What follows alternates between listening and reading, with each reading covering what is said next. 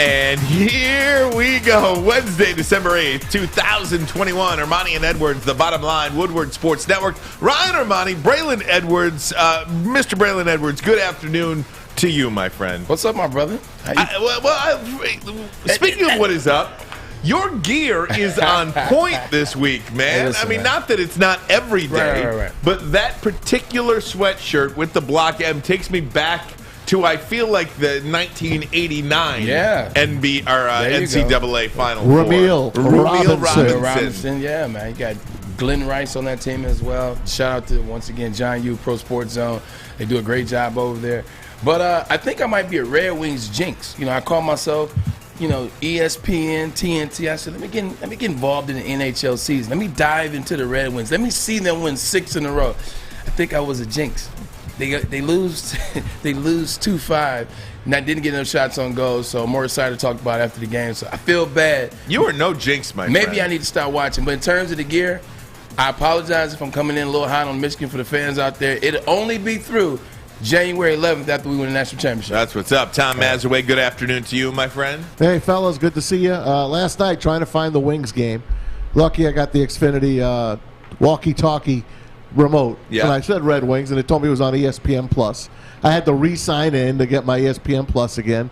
And it was just hard to find, and I didn't really enjoy the broadcast, to be perfectly honest. I love it when Kenny and Mickey do Jimmy it. Carroll or something? It was Well, I think it was Bob Wischusen, who was a good play-by-play guy, and he had I forgot who he had with him. it was a female name, something Carroll. I think something like that. What didn't you like about it? I don't know. It just didn't do it for me. Okay. It didn't. Just didn't do it for me. The production wasn't there. Like when you watch like a good game, what also makes the game good, and we've talked about this, and Fish and you guys talk about more than I do, is the production. Like you hear the excitement, you hear the energy, the calls on point. They go to commercial at the right time. They come back. They talk about the right things at the right time. The production, to Maz's point, was real quiet, was real chill. In between periods, it was Kevin Weeks sitting on a chair like this. And it was weak. And some other guy sitting on a chair like this, and it just was boring. It bored the hell out of me. Watched the Lakers last night. Yeah, I watched a little bit of that Lakers game, and before it, I watched the Nets. I didn't really watch the Nets this year. Did you see the Slim Reaper? Dude, let me tell you, and I text the group this, there is no better basketball player on the planet than Kevin Durant.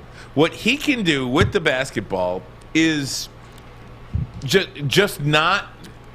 No human can do that. I mean, he's just so special, and you forget how great he is because, he joined the Warriors for a little while, and then last year, then they got Harden, and now Kyrie's out, and he's moving around. Oklahoma City with Westbrook, then the Warriors, and now the Nets. I mean, it's just you forget how great that guy is. KD is a shoe size short of being in the NBA Finals last year, and I think they would have matched up better against the Suns. And I think they win the finals as well. He's a shoe size away. Stepped on the line, 3-pointer last game, took it to overtime, and then Giannis, the freak, Antetokounmpo took over in overtime. So Nets were gassed. To your point, yeah, you're right. They were gassed. They used everything they had to get through the 48 minutes. That 49th minute, it was over. And speaking of that game last night, does Luka Doncic look like he's 50 pounds heavier than he was? He talked about it. A year ago. I mean, he looks like he's got piggy. Can I say piggy tits on the air? He looks like he's got piggy tits out there. He apologized in the press conference after the game. He apologized. He said his conditioning is nowhere near where it should be. So to your point, he's definitely fat. I couldn't get over it. He likes those buffets. He likes those after post-game buffets. Oh, yeah. That's what he digs. They got to go in the Little Caesars. He's been hanging around Zion. Have you seen a picture of Zion recently? He's a monster. We got to have Alex get a picture before the show's over. Zion is easily 350 right now. Really? Easily 350. That ain't good. He was wearing a jogging suit that was a big jogging suit, and he filled it out. Like he was standing up at one of their games, had his mask on. Like he's humongous right now. So I hope it's not an injury. I mean, I hope it's an injury that's keeping him out and not something else, something mental or something else, because he didn't look good. Let's just leave it there. You know who did look good last night, Who too, was that? was the Michigan Wolverines. They score 100-plus points and just pound Nebraska Poor last Nebraska. night. Win by 35 points. 102-67 was the final. 49% from beyond the arch. 1-0 for Juwan Howard's team in Big Ten play. Big win on the road, especially the way they've been playing, and it's just good to have a feel-good game in that spot. We'll see where they can go. Were they the number 4 team in the country coming into the season? Should they have been ranked that high? What are some of the problems Who's your that they favorite have player, moving Maz? forward? Who's your favorite player in the NBA, man? You know who it is. It's Steph. His influence on the game, it works for some teams. Michigan shooting 17 of 33, 17 of 33 from three-point Not range. bad. And it doesn't work for some teams. Nebraska was 5 for 35 Well, they were chasing, from man. three ball. on They their were home chasing. floor. On their home floor. Oh, there's Zion. Look at that. There's another one of him like in the stands in the jogging suit. But I Wow. think he looks a little bit better in this one, but he's still a big guy. He'll get in shape. Yeah, He'll get in shape. Well, it doesn't. I he's would still young, Look so at it should Shaq, be man. easier for. Look at Shaq. I would assume it doesn't take basketball players that long to get in shape, too, because we saw James Harden go through this last Oh, year. yeah. Remember when James Harden looked like Yeah. he was that big? I mean, you start running around back and forth like that all day long for hours on end, you're gonna lose some weight. And also, he's young. Let's not forget that he just was drafted 2 years ago. This is his third year in the league. Got drafted at 19, so he's still only 21 years old. I think he turns 22 next year. So still young. Easier to lose weight when you're young. That's why when Shaq got a little older, Shaq just said, "To hell with it. I'm gonna keep these pounds on because I ain't losing these donuts no time soon." That's exactly right. Hey, guys, coming up in the top of hour number 2 today, we are going to be joined by Rod Beard, Pistons writer for the Detroit News, and we're going to get into the Pistons a little bit. 4-19 on the season. They take on the Washington Wizards tonight down at LCA, Little Caesars Arena, and there are some questions about this current Pistons team, the way it's constructed, the way it's being coached right now, the way these Pistons players are being developed right now. What is not working? We talk about this is a 20-win team max probably coming into this year. They might be less than that. They're on track for less than 20 wins right now. I think there's some real concerns with the Detroit Pistons, and they're just not fun to watch anymore. And that, to me, is the biggest thing. Yeah, the biggest problem right now is the development of the sophomore players. You talk about Killian Hayes. He's not progressing. Sadiq Bey, who we thought was coming off a first-team all-rookie performance last year, he's regressing this year as well. Josh Jackson is another guy that hasn't been involved, hasn't gotten points. You ask yourself, and you wonder, like you said, and Matt's talked about this yesterday too, is he the right guy for this job? You did a complete revamp, a complete rebuild. You actually got him an extension. He got a 1-year extension to start the season, so which means you still can pull out of that contract at any time, but is he the right guy for this young team? Jeremy Grant trying to figure out where he belongs now that Cade Cunningham is the man. It's just a lot of butting heads. It's like a cluster, right now. So glad to talk to Rob Beard and see what's going on. He'll have more insight than we do. I bet you Jeremy will get dealt. I got a feeling he'll be dealt by the trade deadline. Yeah. Because he has all-star type He talent, does. so you He's can an get something all-star. from him. Yeah, He is. Last year he averaged over 22 a game. This Yeah. year he's at 20. Now he has missed some time with injuries, but I think for Sadiq Bey, for Jeremy Grant, for Killian Hayes, for all these guys, they're trying to figure out, and again, we'll talk to Rod Beard about this, they're trying to figure out how to, what's the word I'm looking for? Yeah, play with Cade Cunningham, Yeah. right? I mean, this entire That's his team. franchise. It's his team. This entire franchise has gone all in with Cade Cunningham. It's Cade Cunningham and the rest of the Detroit Pistons. It's not the Detroit Pistons anymore. It's Cade Cunningham and the rest of the Detroit Pistons. And I don't know how that, resonates throughout the rest of the guys. I just don't know. We think, oh, great, yeah, everybody's on board with Cade Cunningham. But to actual pro players, how do they feel about that? Is there any animosity towards that? Because we have stripped this thing down, It's a great take. to get Cade and prop him up and allow him to do whatever he wants to do on the floor. How do other players treat that? But it should be, and the reason why I say it shouldn't be an issue is because, one, on every team there's superstars. Mm-hmm. Every team has a guy that you got to go through. Some teams have a couple guys that you got. These are the guys. You guys got to learn how to get on board with them. You guys got to learn how to play with them. The reason why it shouldn't be is because these guys are young. It'd be different if, it was a bunch of 7, 8, 9, 10-year veterans, and then Cade Cunningham came in, and you're trying to make these guys fit what he was doing, kind of like they did with LeBron. Remember, they resisted LeBron in Cleveland. DeJuan Wagner resisted LeBron. Darius Miles resisted him. Ricky Davis resisted him. Carlos Boozer even had some comments before. What happened to those guys? Right. With the exception of Carlos Boozer, you never heard of the other ones again. Boozer got paid by us. Boozer got paid by us. Boozer got paid by Utah. Boozer got paid by Chicago. Boozer got paid by, and the list goes on. So these guys are young, and it's not like they're stars outright right now. They shouldn't have a problem with jumping on board with a guy in Cade Cunningham, who's been nothing but a team player in all his interviews, all when he plays. You can see this guy wants to be here. He happens to be the guy, but he's just a guy in the way he acts. So we'll talk to Rod Beard about that. Pistons writer for the Detroit News coming up top of hour number 2 about 50 minutes from now. But coming up next, we are going to go back to the Detroit Lions. We have been extremely difficult on Jared Goff this year, but he was honored today with the NFC Offensive Player of the Week award, and that is something that a Lions offensive player has not had since 2015. Did his numbers signify that? Did they give it to him out of a sadness, a pity, sympathy, whatever the case may be, maybe. But he shouldn't have won. Do you feel like you can kind of get another year or two out of Jared Goff? Did he and is he kind of moving towards that? And then we're going to get into some draft talk, too. Ooh. Mel Kiper, Todd McShay, and Yahoo Pro Football Focus came out with some draft analysis today. Tell you what they said about the quarterbacks and who Mel Kiper fully expects the Detroit Lions to take with the number 1 overall pick. No And yes, it is a name that you have heard of before. Or the number 3 pick. Ermanni and Edwards. Forward Sports Network, the bottom line. Fellas, football season is here. It's time to make your grooming experience easy like Sunday morning. Get to Lady Jane's Haircuts for Men. Walk in, relax, watch your favorite team play, and before you know it, your hair will be game ready. Get to Lady Jane's, open 10 to 8, 7 days a week. Walk in anytime. It's wicked awesome.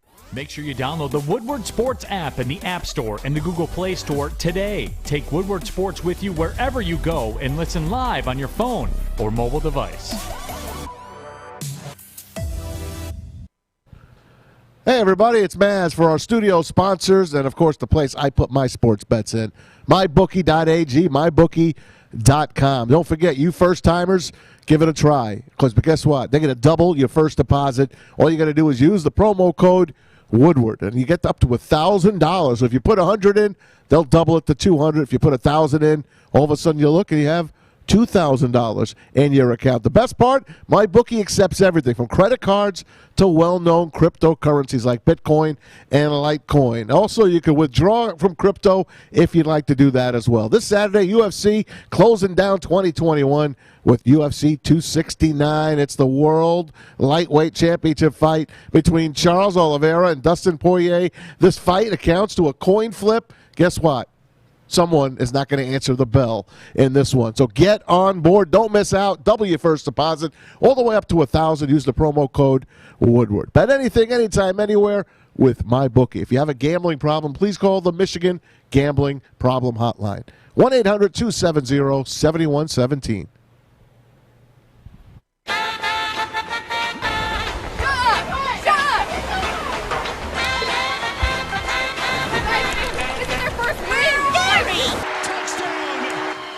I was just looking for the sports channel, Gary.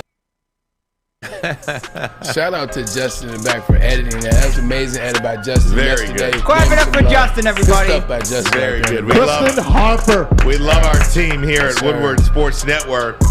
Thank you for that beautiful editing. Also, did want to mention Jared Goff. You know, like I said before the break, we've been very critical of Jared Goff throughout the season. And last week he did play well and got the NFC Offensive Player of the Week award, 25 of 41.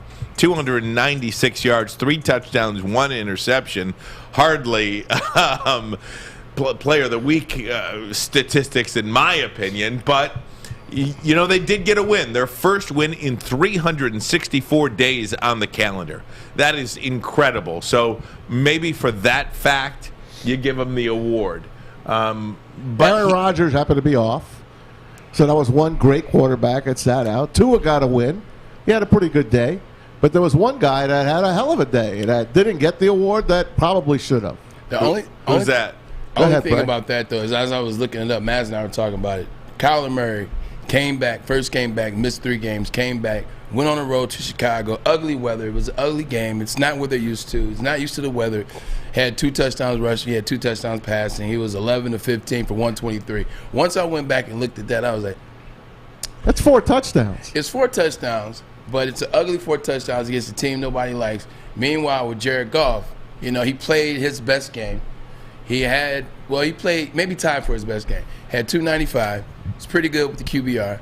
Had 2 touchdowns. He had an interception, but he had touchdown. And a fumble. Like, he tried to give the NFC Player of the Week back to Kirk Cousins because that's who would have ended up. Actually, it would have been Justin Jefferson if they would have won that game. Yeah, that's who would have got point. it. But you get the touchdown at the end. You know, you drive down. You save yourself. You save Dan Campbell. And you get a game-winning touchdown. Bad defense, mind you. With no time left on the clock. You get your first win in a year to the day almost. You know what? He deserved the win. I digress. Yeah, I mean, it's not the biggest deal in the world that they chose to vote. We know for. you don't like individual awards. I'm not an individual award kind of guy. I'm just not. I want wins, and you know what? They got to win. And you did see a little something out of Goff where you're like, okay, you put that next to this current draft class of quarterbacks that we have, and you absolutely need Jared Goff to be that guy for you. You absolutely need him to continue to put yourself in a position to win football games and, hell, make a play every now and again to win a football game, and that is what he did.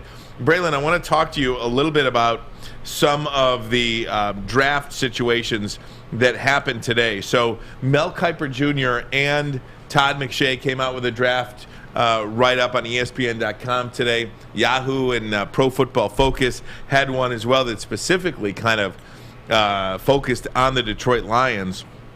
But here's what McShay and Kiper did. Kiper has moved Aiden Hutchinson to his number 1 player on the big board and says he fully believes the Lions draft Aiden Hutchinson first overall. Defensive end is a position of need on this team. Anybody is better. Any team is better if you have a player that can get to the quarterback. So he has moved Aiden Hutchinson above Kayvon Thibodeau. Yeah, I think based on the season, he should be ahead of Kayvon Thibodeau. Kayvon Thibodeau actually is a finalist for the Nagurski Award tomorrow, ESPN, with only 7 sacks. We know Aiden has 14 and 2 forced fumbles. Kayvon has a high upside, but I just didn't see it this year. I didn't see him. I didn't see all the hype coming into the season. I didn't see it play out that way. I didn't see him live up to the moment. I didn't see Kayvon Thibodeau destroy and dominate teams in big moments, in big games. I didn't see that. From Aiden Hutchinson, what you saw is when they needed Aiden Hutchinson, he destroyed teams, and he helped his team win. He helped them in the big moments, whether it's the Ohio State game, Penn State game, 3 sacks in each of those games, 2 sacks against Michigan State, 1 taken away. 3 points only allowed. Not that he's the only guy on defense. David Ojabo is a large part of that as well. But they hold Iowa to 3 points. He gets a sack in that game, gets a couple pressures, gets MVP. I think for Mel Kiper, he's looking at all of those intangibles, not to mention the majority of the players that play for the Detroit Lions, they live in Northville. Mm-hmm. Northville is right next to what city? Plymouth. Where's Aiden Hutchinson from? Plymouth. His school's up the street, the University of Michigan. It's not that far from Allen Park. I think it's a slam dunk home run is what people are thinking about the Detroit Lions taking Aiden Hutchinson. Oh, by the way, they still have the 22nd pick and can move some draft capital around and maybe squeeze out a Kyle Hamilton or David Ojabo if he decides to come back. And Maz, it's pretty much understood that the Lions or no other team is going to be taking a quarterback first overall. Unless it's late in the round and the Lions, maybe, who knows what they're going to do late in the round with that Rams pick. If there's a quarterback there that Brad Holmes has had his mind on, don't forget, they're going to coach the Senior Bowl. these kids are going to be playing in the Senior Bowl. Some of these kids, and of course you have the Combine coming up in Indy. We haven't heard about the quarterback that's going to stand out yet, and we're going to find out. If you're late in that round and you like a quarterback, you take him. You just don't take him with the top 3 picks. So Kuiper says there isn't a quarterback worth taking in the top 10 of the draft, but fully expects 4 quarterbacks to be picked in the first round. Oh, wow. And the reason why that is significant is because only in the first round do you get to have that 5th-year option. So you get a 5th-year option with your first-round picks only. Yeah. So if you do pick a quarterback in the first round, you get that extra year of control with them. Now, is there a quarterback in this draft that you'll think you'll want to stick around for 5 years? I'm no scout. I can just tell you what I see right now. There's not a quarterback in this draft that is going to be starting for 10 years in the NFL. Don't forget, you pick top of the line in the second round. So but again, that's a 4-year window. That's a 4-year window. So I'd roll the dice with that. If you believe in a quarterback, you've got to take him in the first round to get that extra year of control. I get if you take one and miss, that's a very dangerous plight with this particular team, because the Lions have to go 3 for 3. In my opinion, they need 3 starters in this draft. Well, it looks like they did pretty good last year. In April. Looks like they did pretty good in April. Absolutely. Because every one of those guys is playing and doing something. Right. Yeah, they're starting to play well. You're starting to see them come on at the end. And like we talked about, there weren't a lot of veterans on the Detroit Lions team, so it takes longer for players to develop when they don't have that veteran guy next to them telling them how to do things and how to run routes or how to throw the ball, or what you deal with in losses versus wins. Stay your butt out the club, we go home and work. Like, you don't have that veteran, so you can make mistakes. It takes a while. But Kenny Pickett is a guy that's come on strong, and I understand he may not be a top 10 grade as of right now, but he's played better and better each week. Like, that's what you want to see from a guy that's about to enter the draft. You want him to play his best football in November. You want him to win his conference championship so he can play in the bowl game, which we'll talk about. He probably won't be playing in his bowl game, but that's good news for MSU. It definitely is good news for MSU, but at the same time, we talk about missing on guys. How many times has Maz talked about the Detroit Lions missing on quarterbacks? Not taking the quarterback, not having the chance to get a guy that can be here. 2 years in a row. Yeah, exactly. So it's a tough situation for the Detroit Lions. But the good news is they have time to evaluate. Absolutely. They have all of December if he plays in the game. They have the Combine. They have Pro Day. They have personal workouts. So they have they have the Senior Bowl, as you said. So they have a long time to evaluate. That's the good news for the Detroit Lions as it relates to the 2022 NFL Draft. Kuiper said that if it's not a quarterback with that Rams pick, he believes it'll be a wide receiver. There's 6 really, really good wide receivers in this draft, 6 first-round picks in this draft that he believes will be gone. 1 Alabama, 2 Ohio State. Yeah, in the first. I think he attached Wilson's name at Ohio State, Garrett Wilson, to the Detroit Lions. But it's going to be interesting. I love this NFL draft talk. I could talk NFL draft for days and days and days, because ultimately you're trying to figure out how your team can get better quickly. Or you get your wish. Yeah, but I mean, look, if you add, let's just look at the first round pick, forget about the second pick. If you add Aiden Hutchinson to that defense, which has held 5 or 6 opponents below 20 points, and you add Garrett Wilson or a wide receiver like him next to Josh Reynolds and Amon-Ra St. Brown, with Jared Goff and that offensive line, you've got a really nice. Don't forget about Quintez Cephas. You've got a really nice. You got the makings of something nice. Why is your seat so high? I don't know. Why do I look like I'm 5'5"? Your seat's low.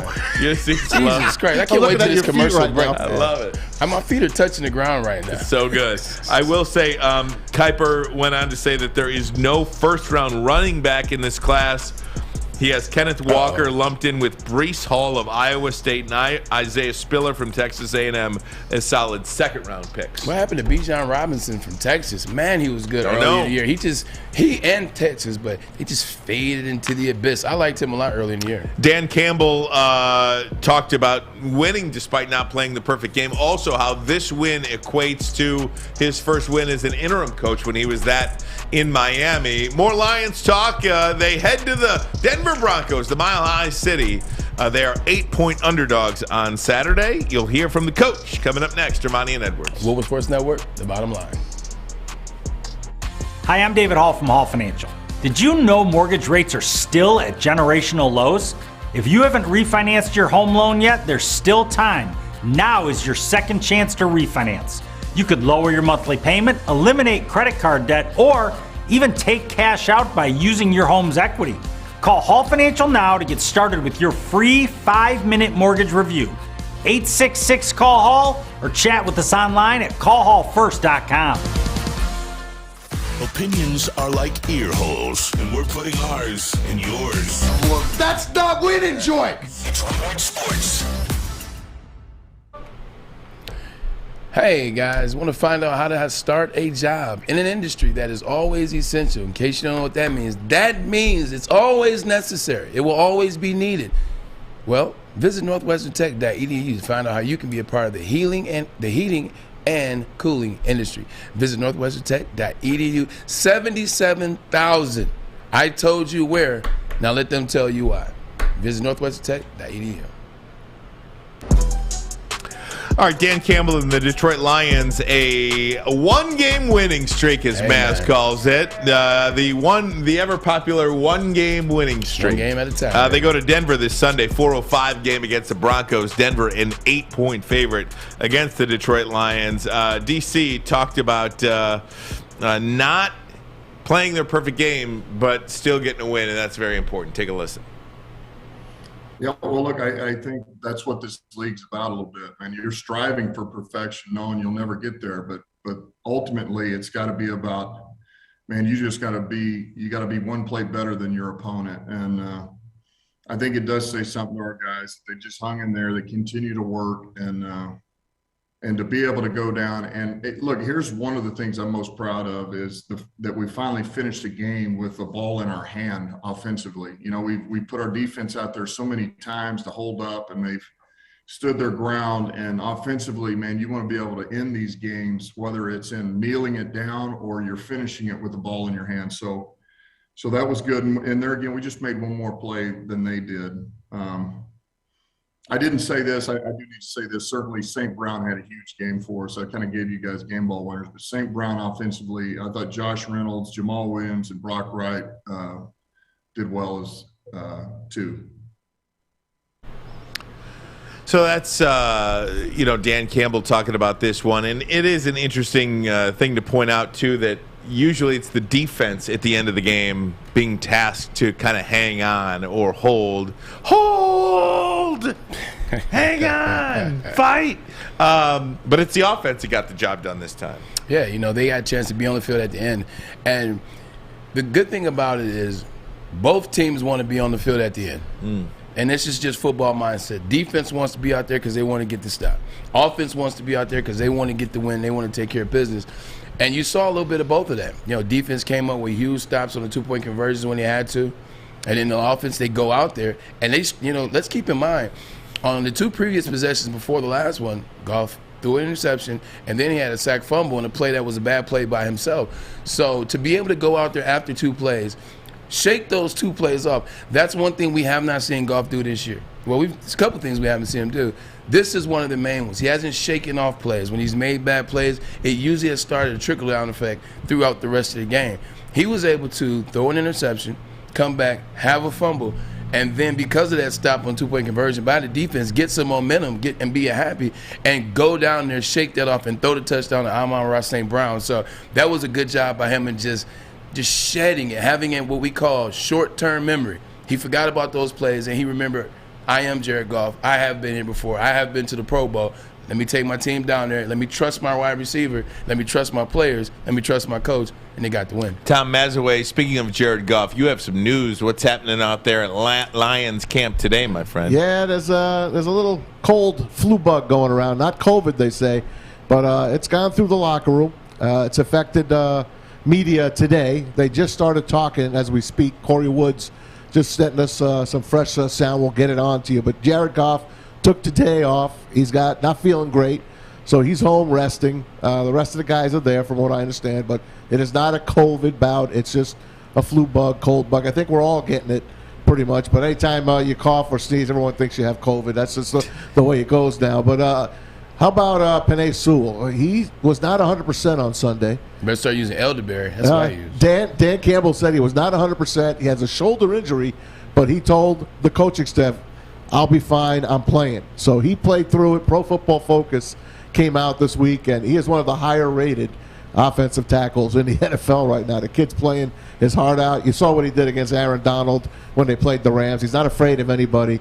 So this guy is playing his tail off. Amon-Ra St. Brown, Josh Reynolds said he reminds him of guess who?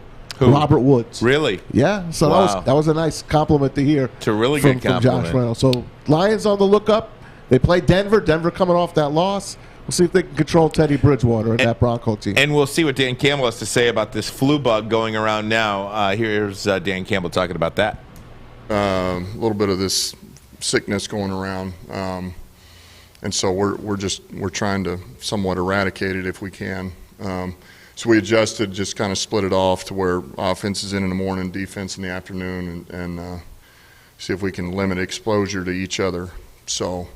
But yet still get our work in, so more of a walkthrough and, teach mode, things of that nature. Just to clarify, Dan, when you say sickness, COVID? No, not COVID. We do have one that's had COVID, which, who was Evan Brown. He was on the list. But it's not COVID. This is more flu-related, if you will.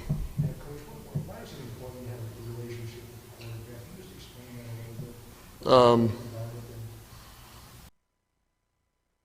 Yeah, so that's Dan Campbell saying, hey, we've had one guy talk about be positive for COVID, but this is something different. It is the flu, and yes, not all sicknesses are flu. There's a million different viruses going on right now. How happy are we that we're getting to a place?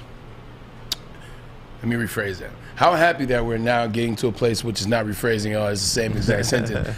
Well, remember last year, and Maz, we talked about this, right? We talked about anything. It was COVID. Yep. Anything and everything was and COVID. In many cases today, it is. No, to your point, it is. It is. But I'm just saying, it's good that people, you're just like, all right, you know what? It is the flu, and people believe in that. And people, okay, yeah, it's the flu, as opposed to, he's lying. It's COVID. Shut the Lions down. Shut down Rotunda. Shut down Allen Park. So it's good that we're kind of getting to some place of normality, but we're still a long ways away. I think eventually people are going to say, yeah, Tommy's home. He's sick. He's got COVID today. Oh, I hope he feels better. That's what it's going to come down to. They'll just destroy the flu. It'll now just be COVID. It'll be COVID. Yeah, he's got COVID. He's fighting COVID. He's got an antibiotic. He's fine. Yeah. Hopefully we get there. I think we'll get there too. You will. Boost the shot on Saturday for me, buddy. Getting back to the conversation regarding Jared Goff, he has been playing better of late, and Dan Campbell pointed that out today as well. Here's Dan Campbell talking about Jared Goff and his recent play. Yeah, well, I mean, I think that he's it's kind of where he goes, we go as a team. That's why, the fact of the matter is he's got the ball in his hand more than any other person on this team. So the decisions he makes, the way he feels, his confidence, it has a huge bearing on us, and which is why a lot of times, when things go well, you get a lot of credit. When they don't, you take a lot of scrutiny. Because he's asked to do a lot. That position does a lot. To whom much is expected, much is required. Or what is to whom much is given, much is required. Yeah, there you go. I got your back, buddy. I got your back, teammate. That's it, partner. There's no doubt about it. And again, for this football team to get better quickly, they're going to need Jared Goff to step up his game. And if you get him some NFL-level talent around him, and I think Josh Reynolds makes everybody better on that offense. Yeah. I do, and it's not like he's some world beater wide receiver, but he is a veteran receiver in this league who has done it, and you cannot say that about any other wide receiver on this roster other than Josh Reynolds? Josh Reynolds has been around Brandon Cooks. He's been around Cooper Kupp. He's been around Robert Woods. He's played with Jared Goff. He's been to the highest peak. So he has experience with those type of players. He has experience seeing how things are done the right way, what it takes to win. That experience is invaluable. You bring that experience to the Detroit Lions. That's what they needed. That's what I was talking about when I said having veteran players around you. Now, he's only in year 5, but he's still a veteran in terms of guys he's been around and the knowledge that he's soaked in. So that's good to have. It was good to see Jared Goff win this game. Like, it's good to see him. You've seen some flashes. You know, you saw the Green Bay first half. You're like, oh, okay. Jared kind of gets it. You see this game. He's had some good QBRs, although they were dinks and dunks. He's had some good QBRs. So if you start to put some talent around him, talking about the draft, talking about drafting receiver, Garrett Wilson, you got Josh Reynolds now. Amon-Ra St. Brown. Now getting an off-season. Off-seasons are invaluable when you're playing with your team to get that experience, to know one another, to run routes with one another, learn what movies a guy likes. You get a whole full off-season of that. You add more pieces. You get DeAndre Swift back. You get Ragnow back. You get Jamal Williams in there. You mix and splice those together. This can turn into something. We don't want to get rid of Jared Goff. We just want Jared Goff to be the Jared Goff that had success. And maybe, like you said, it's only one win. Maybe this is what turns the corner moving into the offseason. He's just got to stop fumbling. He just has to. He has to. Period. Yeah. Wear gloves. Do something. Full stop. Stop fumbling. That's it. Yeah. Well, you know what? He's 1-0 going forward. That's the way I look at it. That's right. He's undefeated in the month of December. There's a couple of other teams who maybe not be undefeated, but they win a lot of football games. And what New England did in Buffalo on Monday night was pretty remarkable. And those guys will remember that game for quite some time. I'm going to show you some locker room footage of that. I want to ask you, is this the season that just sets everything up the way everybody wants it to be? We all know who the Super Bowl should be. We want it to be, don't we? Yeah. We'll get to that next. Ermanni and Edwards. Woodward Sports Network. Maz is a hater.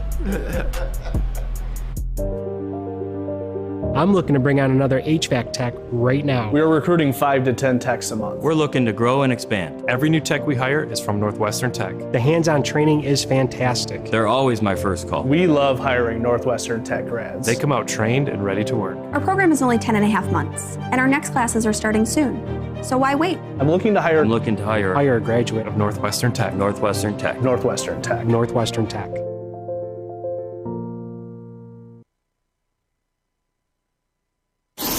What's the over-under? Should I tease? Who is the lock of the night? Make sure you're watching Woodward Bets to get the latest in sports betting and more. Woodward Bets daily on Woodward Sports. Fellas, it is football season. It's time to make your grooming experience easy like Sunday morning. Get to Lady Jane's Haircuts for Men. Walk in, relax, watch your favorite team play, and before you know it, your hair will be game ready. Look at mine. Go ahead and take a look. Ooh, check you out. That was a nice cut you got. My goodness. Get to Lady Jane's open 10 to 8, 7 days a week. It's wicked awesome. Wicked awesome. Of course it is. It is wicked awesome. Right back here, Ermanni and Edwards, Woodward Sports Network, The Bottom Line. If you're listening on 93.5 The Roar, 99.1 FM, or 94.7 HD2 FM, we certainly appreciate that. On from 6 to 8:30 p.m. weeknights on your radio dial. Also, if you're watching on YouTube, please, as Tammy Chin writes, just smash that like button. Smash that like button. We love it. We love Tammy and everybody in the YouTube chat space. Thank you, Tammy. She says I'm looking sharp on there, too. You are, man. I certainly appreciate it. Here is the post-game celebration after the Monday Night Football win, New England and Buffalo. Here it is. Yeah! Yeah! What's happening? That was a good win. I love it. That was a good win. I love it. Brandon? Yes, sir. Got one. Yeah! Way to break that up, David. Yeah, buddy!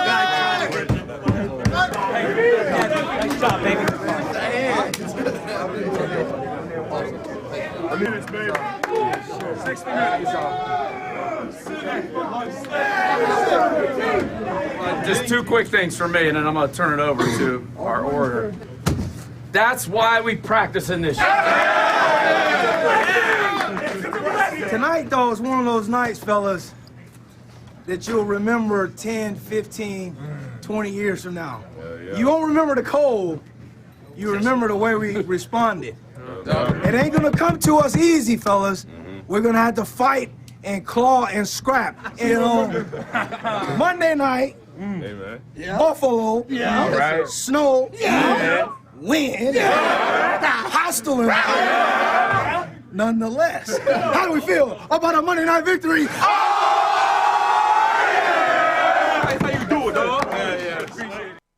Oh, man. I'm ready to play again. Where's my cleats? Honestly. Dude, I got to let me tell you something. cleats. Let me tell you something right now, and this is something you can save. Alex, mark it down. Fish, mark it down. Here we go. The Patriots are winning the AFC, and the Patriots will represent the AFC in the Super Bowl. I think that's a done deal. What do you always say about Nick Saban when he smiles? It's a problem. It's a problem. What did you see out of Bill Belichick in that video? Something I've never seen before in my life. I've never seen Bill Belichick smile as big as he smiled in that video. I saw Bill Belichick beat my New York Jets on Monday Night Football 49-3. He ain't crack a smile. And him and Rex had that deal. You think he wouldn't like to smile about beating Rex's ass? He didn't. Hey, back in the day, Bill Parcells, and of course, Bill Belichick was his top assistant, his defensive coordinator. I remember Bill Parcells telling his Giants after the Super Bowl, this is why you lift all those weights. Yep. This is why you do all those things. They can never take that away from you. That's Bill Belichick and Bill Parcells. It's the two Bills. This is why we practice in this. This is right. Bleep, This you is know, why we I do mean, it. Without any dominant team in the AFC, what the New England Patriots are doing right now, and I look at their schedule, and I understand they're not playing any world beaters, but there are no world beaters in the AFC to play. They just beat the Bills in that game where they threw 3 passes, when everybody knows exactly what they're doing. Running the ball left tackle, running the ball right tackle. Can't stop them. Legitimately, when I look at the New England Patriots this season, I don't like to make everything about Michigan. It's just how this is falling down.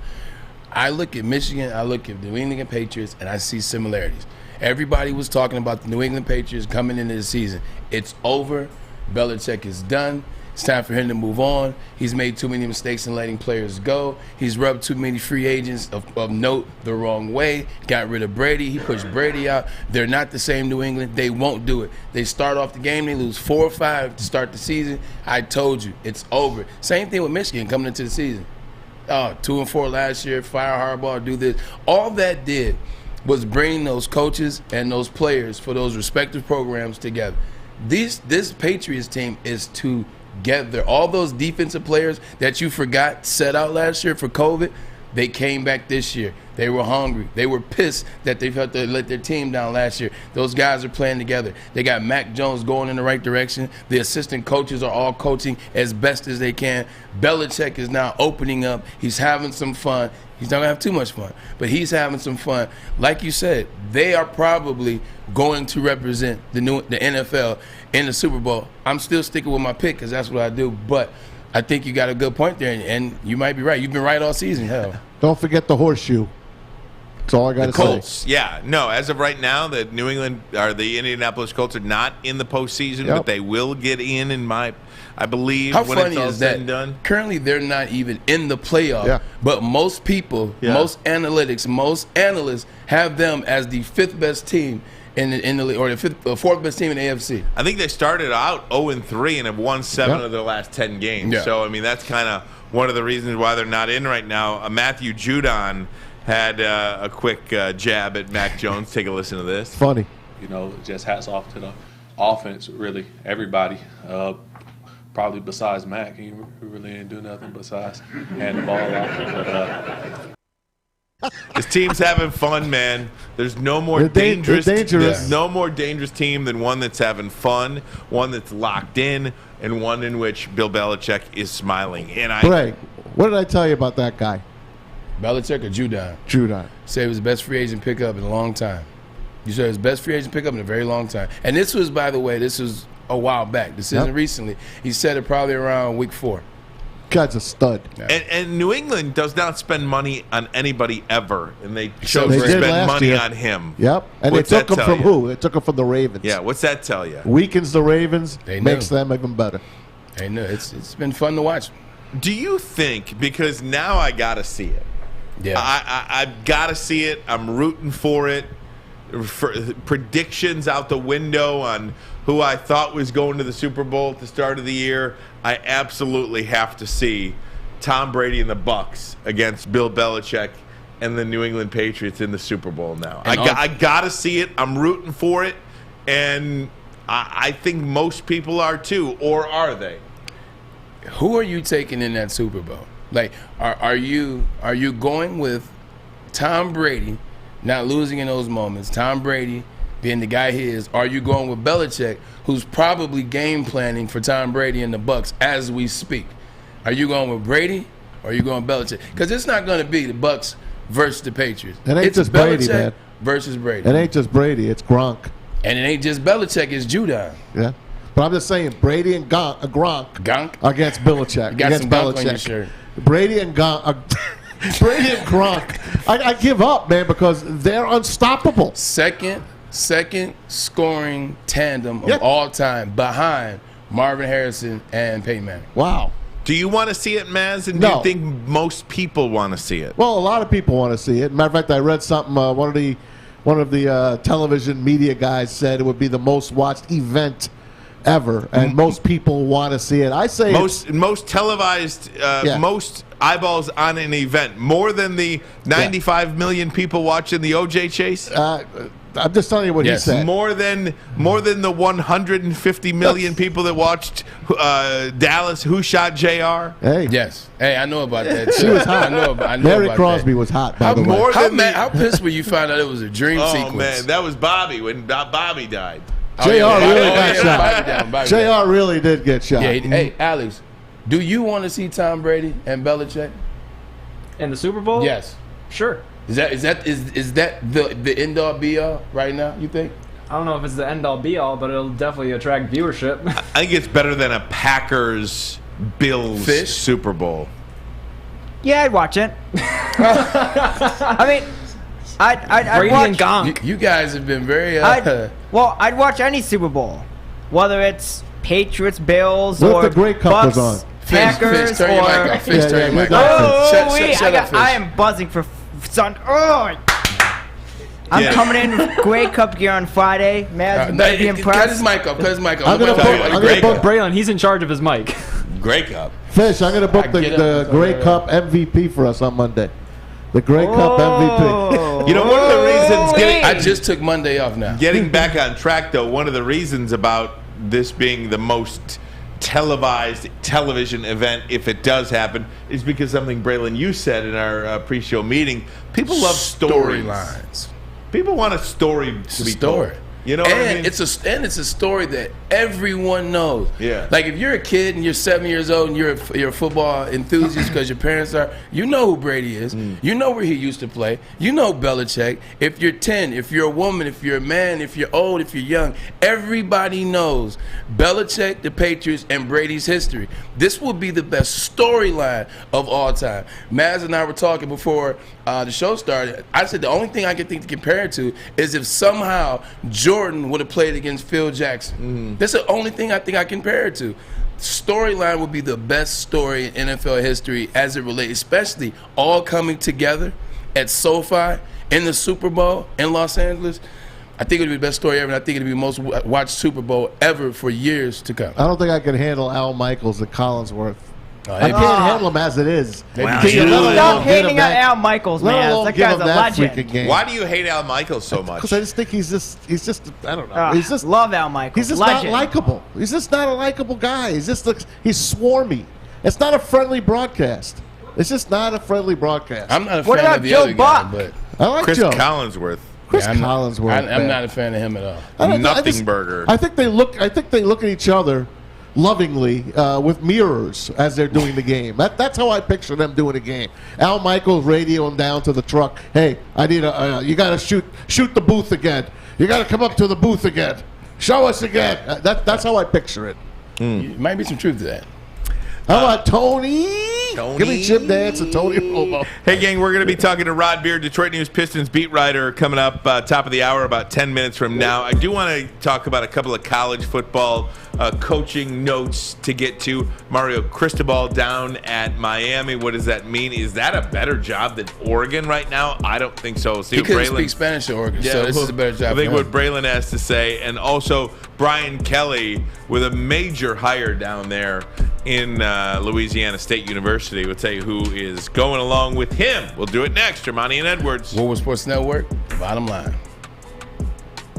It's that time of the year again. Time for our second annual Stuffer Studio with Woodward Sports. Last year, Metro Detroit came together to help make the largest single toy donation in Mott Children's Hospital history. This year, we make it even bigger. Stuffer Studio is happening December 13th through the 17th at the Woodward Sports Studios in Birmingham. The children in Mott Children's Hospital fight so hard all year. Now it's up to all of us to help bring a smile to their faces. So while you're out holiday shopping, make sure you pick up an extra toy or two and help us spread some love to Metro Detroit this season. We look forward to seeing you December 13th through the 17th as we stuff our studio with Woodward Sports and Myre. Woodward Sports Network, let's go!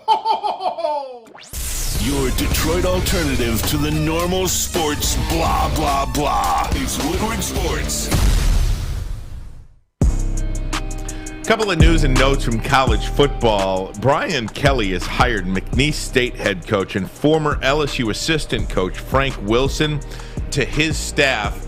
Wilson is one of, if not the best recruiter of the state of Louisiana and among the best down south. So this is a huge win for Brian Kelly to get Coach Wilson on his staff. And look, I don't know if this is going to work with Brian Kelly, but this certainly helps. It'll definitely work. But to your point, he's going to win at Notre Dame. He won there too. He's going to win at LSU. Everybody that comes to LSU wins. He is a winning guy. He understands football. He understands what it takes to win. He's going to do what it takes to win. This hire, Frank Wilson, it's an amazing hire. Like, players want to see representation. Frank Wilson represents the players. He's recruiting one of the best hotbeds in the country as it relates to high school talent. It's not up for debate. LSU is one of the top four states to recruit ball players from. Not to mention, kids naturally just want to go to LSU. They want to wear that purple and yellow. Now you got a guy that understands the program, that was in the program, that knows the state, that can recruit the state. Now this makes, in the state of Louisiana, it makes Brian Kelly look comparable. Competent. It makes him look competent. It's like, oh, he gets it. He's going in the right direction. Great hire by him. And LSU, they're heading in this direction. McNeese State head coach. He quits as a head coach to become, it doesn't even say if he's an assistant or if he's a recruiter or anything, just to join this LSU staff with Brian Kelly, a guy that his friends wouldn't even come over with this guy. But I wonder, was it the money? How much money did he give Coach Wilson? Well, I mean, it's family. McNeese State is a small school. Shout out to Joe Dumars. McNeese Yes, State that's right. grad. From McNeese State, Joe Dumars. So yeah, I mean, like, McNeese State Shout out to Ken is Calvert. a black school. Most black KC. schools don't have that much money, with the exception of Deion Sanders and Jackson State. They didn't have to offer him a ton of cash. They didn't bring him from Georgia. They didn't bring him from Louisiana, even Louisiana Lafayette. Like, they didn't bring him from one of those schools. McNeese, small school, not a lot of money, and his team understood. They were like, hey, you better take that job at LSU. Right. You better get out of here. You have our blessings. Very different than what Brian Kelly did. So they probably didn't have to pay him that much, but he's a great hire. Yeah, and I think everybody at LSU is breathing a little easier right now, because I think when you hire a head coach and not one of his assistants follow him, I think that's a poor representation of who you are as a leader, I would think. Nick Saban, Michigan State to LSU, same similar deal. Yeah, that's true. And Bobby Wilson took over at Michigan State. Bobby Williams. And then Bobby Williams ultimately went 49 to zip my sophomore year. Yeah. The infamous I think handshake. It was 49-3. 49-3, yeah, there it was. What happened with that handshake again? Refresh my memory. It was a no-look handshake by Bobby Williams. Yeah. Bobby Williams was just frustrated. He was pissed. Yeah. He knew his time was over. He was mad that we ran up the score, which we really didn't. So it was a no-look. It kind of was. Bobby Williams ultimately joined Nick Saban on his staff at LSU with the Miami Dolphins and ultimately with the Alabama Crimson Tide Buckeyes as well. got a new DC as well. Yep, Buckeyes got a new DC. They were like, man, you're out of here. You give up 42 to Michigan. We're done with you. Second one they fired because they removed the D coordinator, switched positions after the Oregon game this year. So this is the second time. Wow. This is the second time after both losses. Yep, second time I won. They don't play that. There you Remember go. when Alabama blew out Ohio State in the playoff? That defensive coordinator was fired before they got on the plane that next day. They don't play that down there. I will tell you, just more coaching news. This Mario Cristobal to Miami is intriguing. Now, I know he's from there, so maybe that has something to do with it. I don't find the University of Miami Hurricane job to be a better job than Oregon in 2021. I just, whether it's the money, whether it's the facilities, whatever the case may be, I think Oregon is a better job in 2021. Phil Knight. That's all you got to say. Than Miami. So here's the deal with Mario Cristobal. It was $8 million to buy out Manny Diaz from Miami. Then it was a $9 million buyout at Oregon for Mario Cristobal. And then they pay Mario Cristobal $8 million a year. So $25 million the University of Miami spent just to get this guy. But he's a better fit there than he was in Oregon. Any way you slice it. Maybe Oregon on the slide told him, hey, if you want to go ahead. We kind of got Chip Kelly looking for a gig here. We might want to bring him back. And they both just seem to be fitting better where those are. Yeah. Chip Kelly's Oregon. And Mario Cristobal. Oregon. Yeah, and Mario Cristobal is going to be good for Miami. Yeah, with Mario Cristobal, I think a good thing is Miami has always been one season away from returning. And the reason why I say one season away is it's so much talent in that area. When I was living in the offseason, I lived in Coconut Grove, which is directly across the street from the University of Miami. There's Coconut Grove High School, there's Coral Gables High School, which Roscoe Parrish, Jonathan Vilma, and Frank Gore all went. There's Liberty City, there's Fort Lauderdale, St. Thomas Aquinas. There's so many schools within a 40-minute area. It's tons of schools with tons of talent. You have 1 year, and you got a guy, now you got competency again, because it's like, oh, shoot, he won the Rose Bowl. He won at Oregon. We know who this guy is. He's a big deal. He's a big name. You have one good season, guarantee you it'll be easier to get players to come in there. And he's from that culture. He's Latin American by descent, ethnicity-wise, so he can speak in all those communities as well, get more talent there. One season, and I guarantee you, this will prove to be a great decision by Mario Cristobal. Yeah, and I think college football... Not to mention the ACC is average. Yeah, in college football, like we talk about with Michigan, I think college football is better when Miami's good, when Florida State is good, when Florida's good. Oh, yeah. When all of the blue bloods are good, I just think it's a better sport like that. I mean, I'm no disrespect to the Cincinnatis of the world, but to me...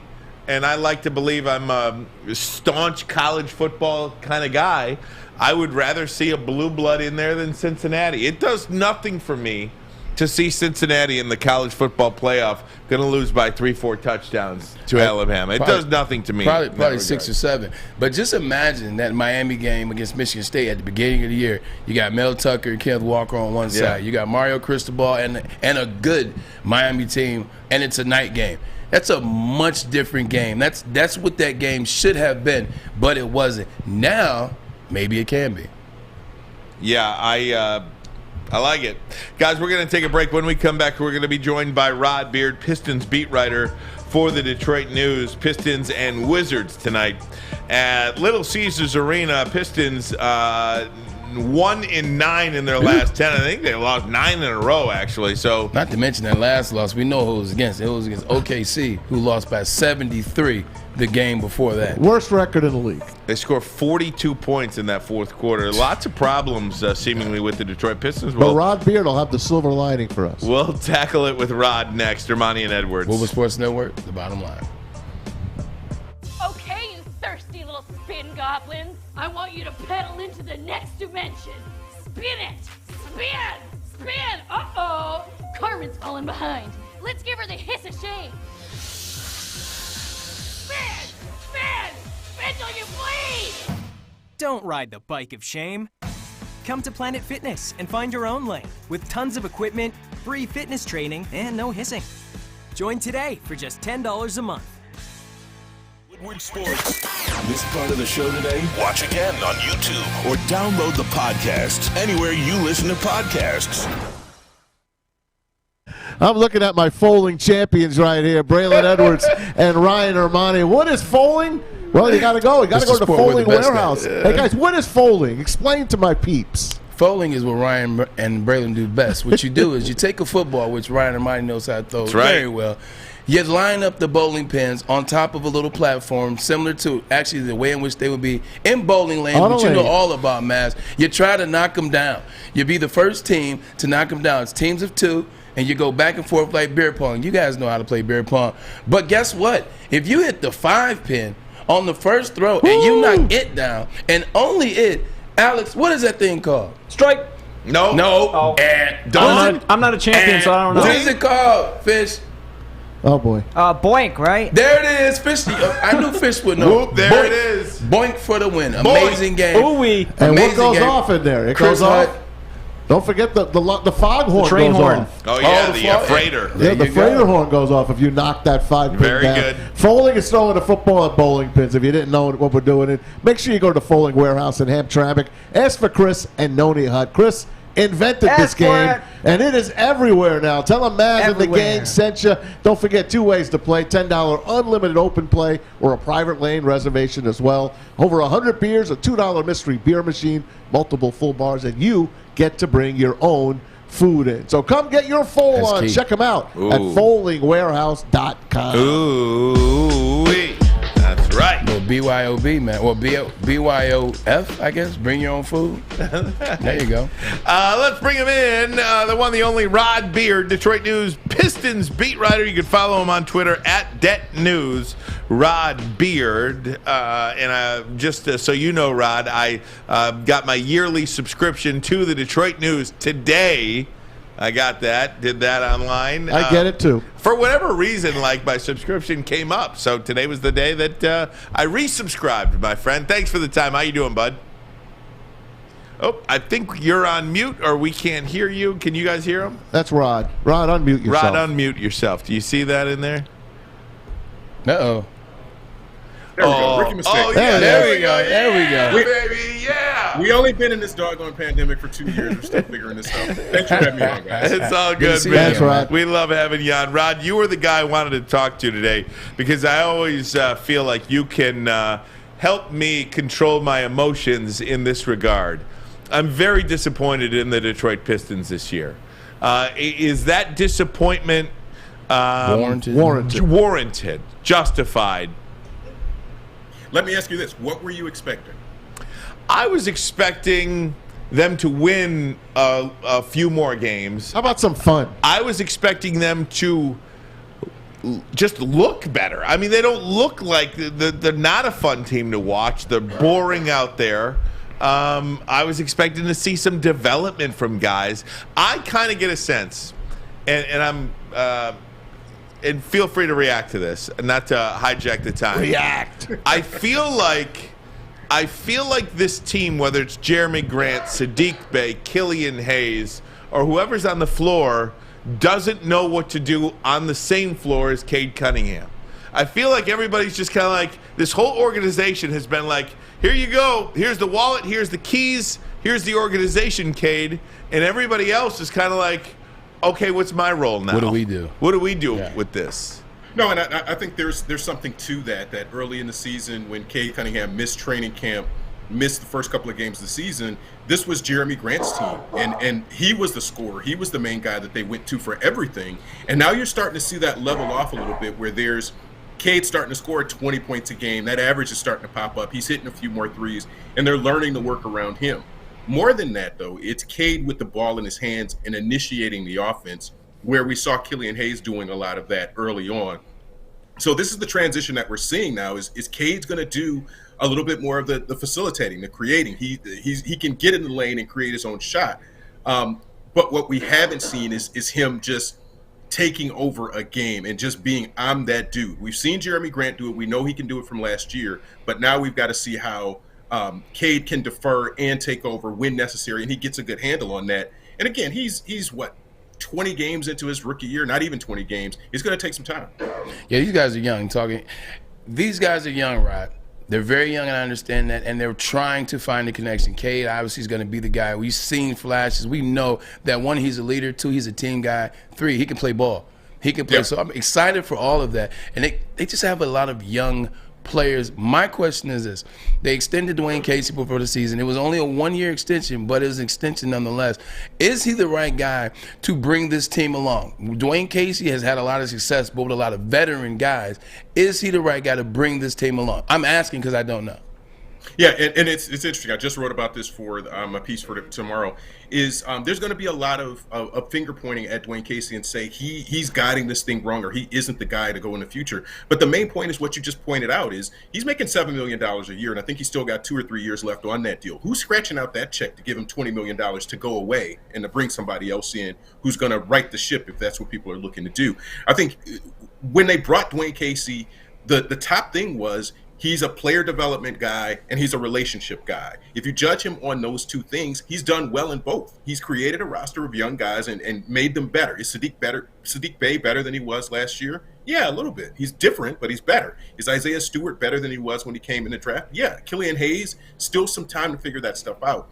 So I think from a development perspective and what the expectation was for Dwayne Casey coming in this year, he's checked those things off, but it's not linear. You can't always just get wins because players got better. They have to learn how to play better, play together, and turn that into wins. That Oklahoma City loss was just dreadful because they had that game in hand, make a few more shots, get a few more stops, and you can salt that one away. But the Thunder shot 89% in the fourth quarter, 42 points in the fourth quarter. That's the most points they've allowed in any quarter this season. You're not going to win games like that. You're not going to beat a high school team like that.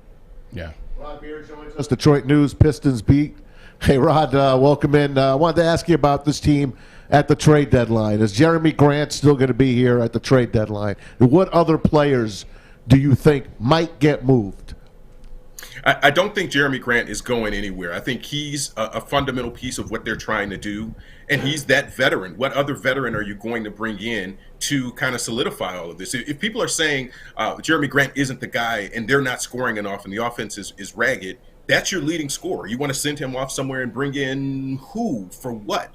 How are you improving this team by trading away your best player unless you're getting a significant haul back? And if you're sending Jeremy Grant out, he has to go to a contender. Show me a contender that has the assets that's going to make this a better team moving forward in the next 3-4 years. The way this thing was constructed, Jeremy Grant's just going to be a piece of it. I think he stays long term. I mean, I talked to him the other day about this homeless shelter that he's looking to open and help. He wants to plant roots here and be in this city long term. I don't see that changing at all. I don't think the Pistons are going to get value back for him, and I don't think he wants to leave at all. Hey, Rod, I want to pick up on something that you said that makes me feel a lot better, actually, about this team. And that's the fact that Cade Cunningham did miss pretty much all of preseason. So they're kind of working out this whole thing on the fly right now. The first 3 games. Yeah. What impact has that had on this entire team, the fact that he missed that preseason? And what impact on Killian Hayes is it? Look, he missed pretty much all of last year.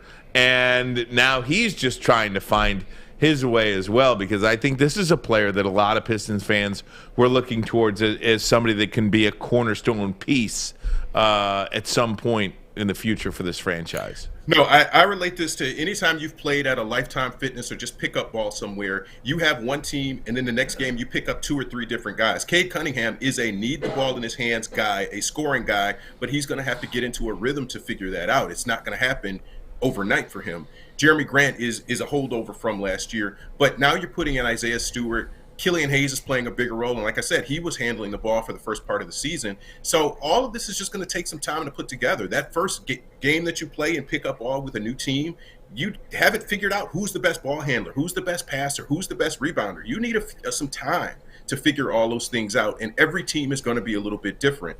You're talking about 4 first or second year players in that starting lineup, and the guys that come in that second unit, they're still trying to figure it out. And the other thing is, Kelly Olynyk is still, another 4 weeks before he comes back. There's a lot that has to be figured out about what this identity of this team is going to be and just kind of how this looks in the long term. I don't think they panic, and I don't think they have to do anything at the trade deadline beyond maybe getting rid of some expiring contracts like a Josh Jackson or something like that if they can find a taker there. But I think they just have to wait for this thing to kind of figure itself out and these guys to learn how to play together and what their strengths are. Right. You know a lot about the Detroit Pistons, more than I do, more than anybody here combined. What do you want to see happen a little bit better from the Detroit Pistons? Obviously, we talked about they're going to take some time with Cade just coming back, with Killian Hayes still trying to find himself. They're young, they're figuring out. I understand that. What, as an individual that knows this team, what are you wanting to see a little bit more of and you're maybe disappointed with so far? I think that it's just the young guys haven't played as much, and that bench group is very hot and cold, and actually the starters are hot and cold too. So I would just want to see some more consistency on a night-to-night basis. You kind of know what you're getting out of some of these guys, but I mean, Trey Lyles has been a little up and down. Sadiq Bey has been very up and down. His numbers are better than they were last year, except for the three-point shooting. That's the only thing. But his game is people want it to evolve, and he's going to do some different things inside the arc than his three-point shooting last year.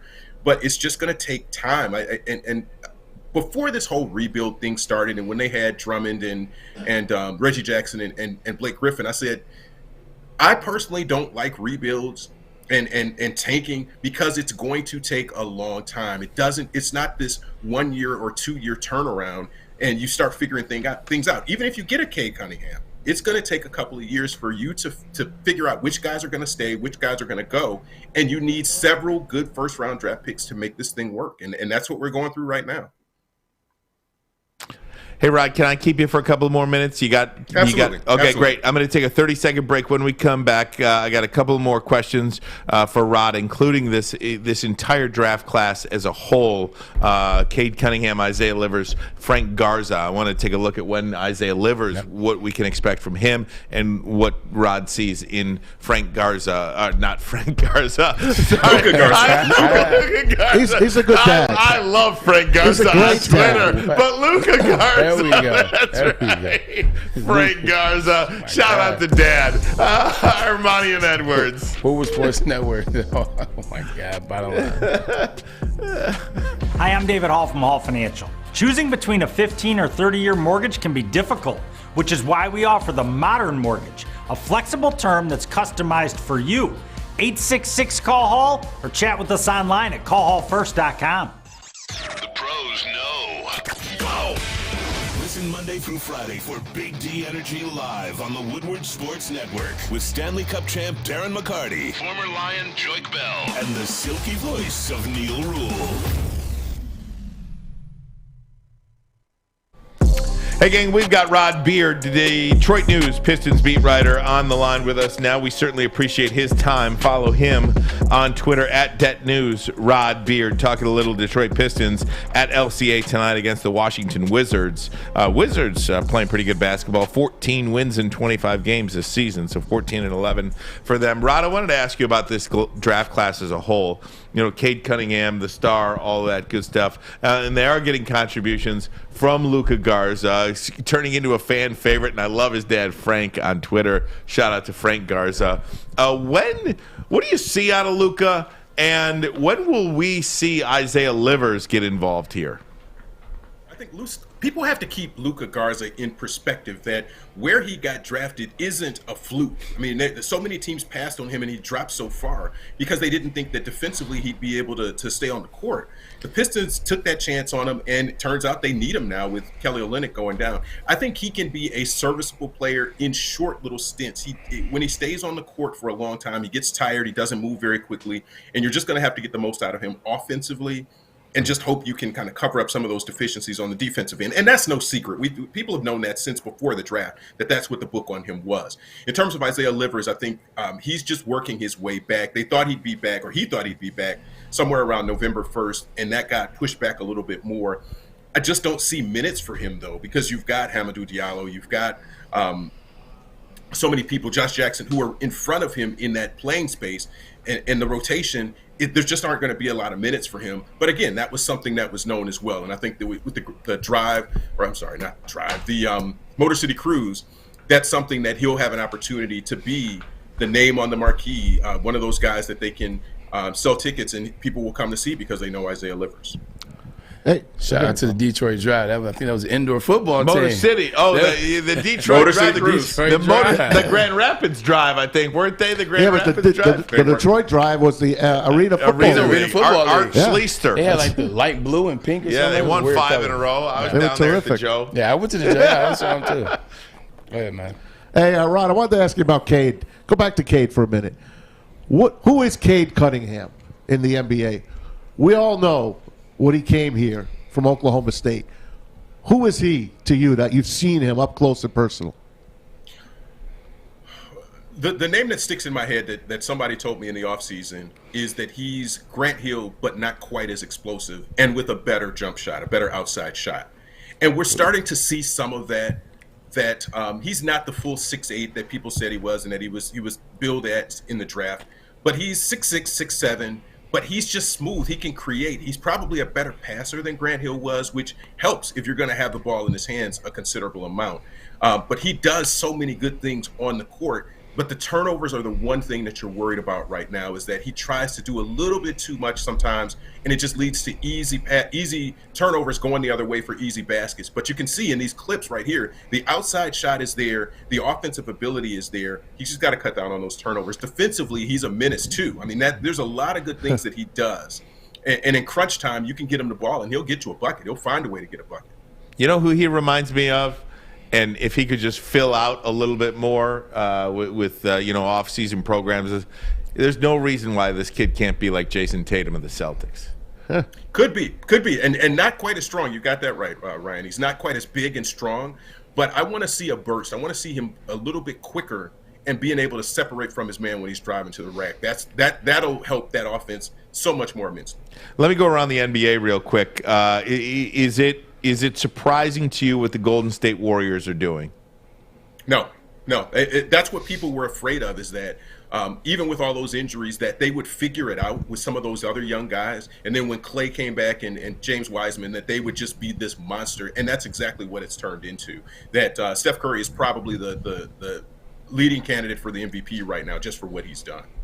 What about sticking out in the West? There's talk that Damian Lillard wants a 2-year, $107 million extension, potentially could be moved. What's happening out there in Portland? This has been a really, really great player for a franchise that just seemingly hasn't been able to get it right out there. CJ McCollum is out now with a collapsed lung. He's out indefinitely. What do you think, and where would a Damian Lillard go? I mean, Boston. My goodness. Boston. Yeah, they will find it would be someplace like Boston that has all those treasure troves of draft picks that needs a guy like that. But yeah, I think that's going to start breaking down in Portland now, that this was maybe the last push that they had with McCollum and Lillard, and it just doesn't seem like it's going to work. They can't get the supporting cast around them to really get that next level that they're looking for. So yeah, I think the clock is ticking on that one. How about out in Brooklyn? No Kyrie. Nets are doing the best they can. Last night, obviously, the Slim Reaper, Kevin Durant, does what he does. Can the Nets the Nets aren't going to win without Kyrie. When does he come back? I don't know if he does. I think he's dug in the sand on his not getting COVID vaccine, and he's just going to be what he's going to be. And I don't think anybody's going to convince him of that. And so they're just going to have to do it with Harden and Durant and the group that they have, and that's going to be it. I don't think they win the championship either. I think that that Milwaukee's going to be stronger, and they're going to be able to defend that, at least in the East. And then we'll see what happens with the West. And obviously the team that most people talk about all the time, but how do you not? Talking about the Los Angeles Lakers, you see at times when it seems like Russell Westbrook is starting to find himself. See, he's starting to find some rhythm, starting to find his jump shot a little bit. He's not taking as many dumb shots, but he still makes, say, Anthony Davis is kind of soft in there. Do you think that this trio, can they get it together by the time it's time to play playoff basketball in February? You think they will get it together, or do you think they'll struggle for the entirety of the season? That part doesn't matter. They just got to get to the playoffs, and they just want to fast forward this thing to, much like the Nets. They just want to fast forward to the playoffs and then start playing. So I think that's what we're looking at, is as long as you get Russ in a good headspace and he's not killing the team, then that's fine. But they want to get to that first round of the playoffs where they're in a series and everybody can turn it on and start playing for real. Everything else before that is window dressing. It's nothing, and it doesn't matter at all. What seed they have doesn't matter. You think anybody wants to play the Lakers in the first round? Not at all. And as long as it's not Golden State and the Lakers in the first round, I think they're good with it. Hey, last thing from me, Rod. I wanted to ask you about the Indiana Pacers. They have made it pretty well known that they're going to rebuild. Their guys are available. Sabonis is available. Miles Turner is available. Karis LeVert is available. You know, Turner and Sabonis specifically, both those guys are 25 years old. Would the Pistons have any interest in either of those two players? And affordable. Yes. Yeah, they could be affordable. The problem is going to be that there's going to be so much competition at the trade deadline. So if the Pistons want to do something, they've got to strike like now and do it and make them an offer that the Pacers just say, you know what, this is better than we're going to get at the deadline. I'm just not sure that they can do that, and it might entail them breaking up some of this young core that they've got in order to get one or both of those guys. But again, I think they're looking forward to slow playing this and just waiting until Lennon comes back, and they'll take their chances with that. But when you look at the Pistons, I wouldn't say that they're in a desperate mode of trying to win right now. I think they're just looking at, hey, let's get this right. You can't measure the growth that they're taking in wins. The growth that they're making is going to be, hey, when I look at Cade, when I look at Sadiq, when I look at Killian Hayes, is there an upward arc, and are they starting to figure this thing out? And if that's the case, the wins don't matter necessarily.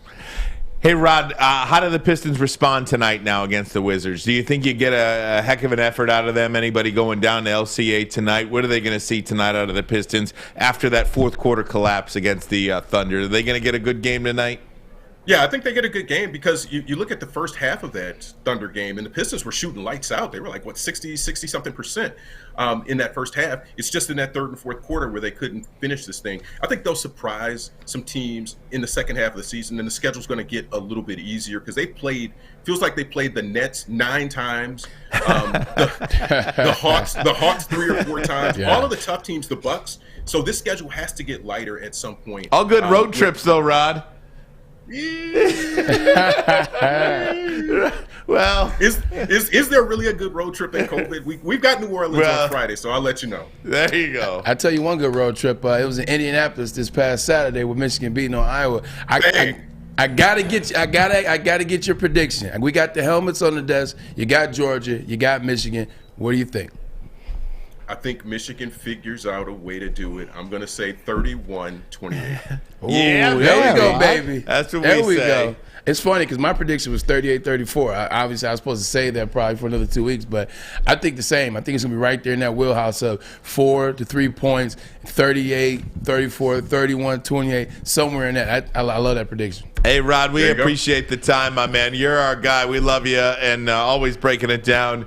Check him out on Twitter at DebtNews Rod Beard. Yes, also, sir. read him in the Detroit News on debtnews.com. And, of course, check him out here from time to time. We love having you, Rod. See you, Rod. Appreciate it. Rod, appreciate all your takes, buddy. You got it. The great Rod Beard with us, and we certainly appreciate his time on a game night.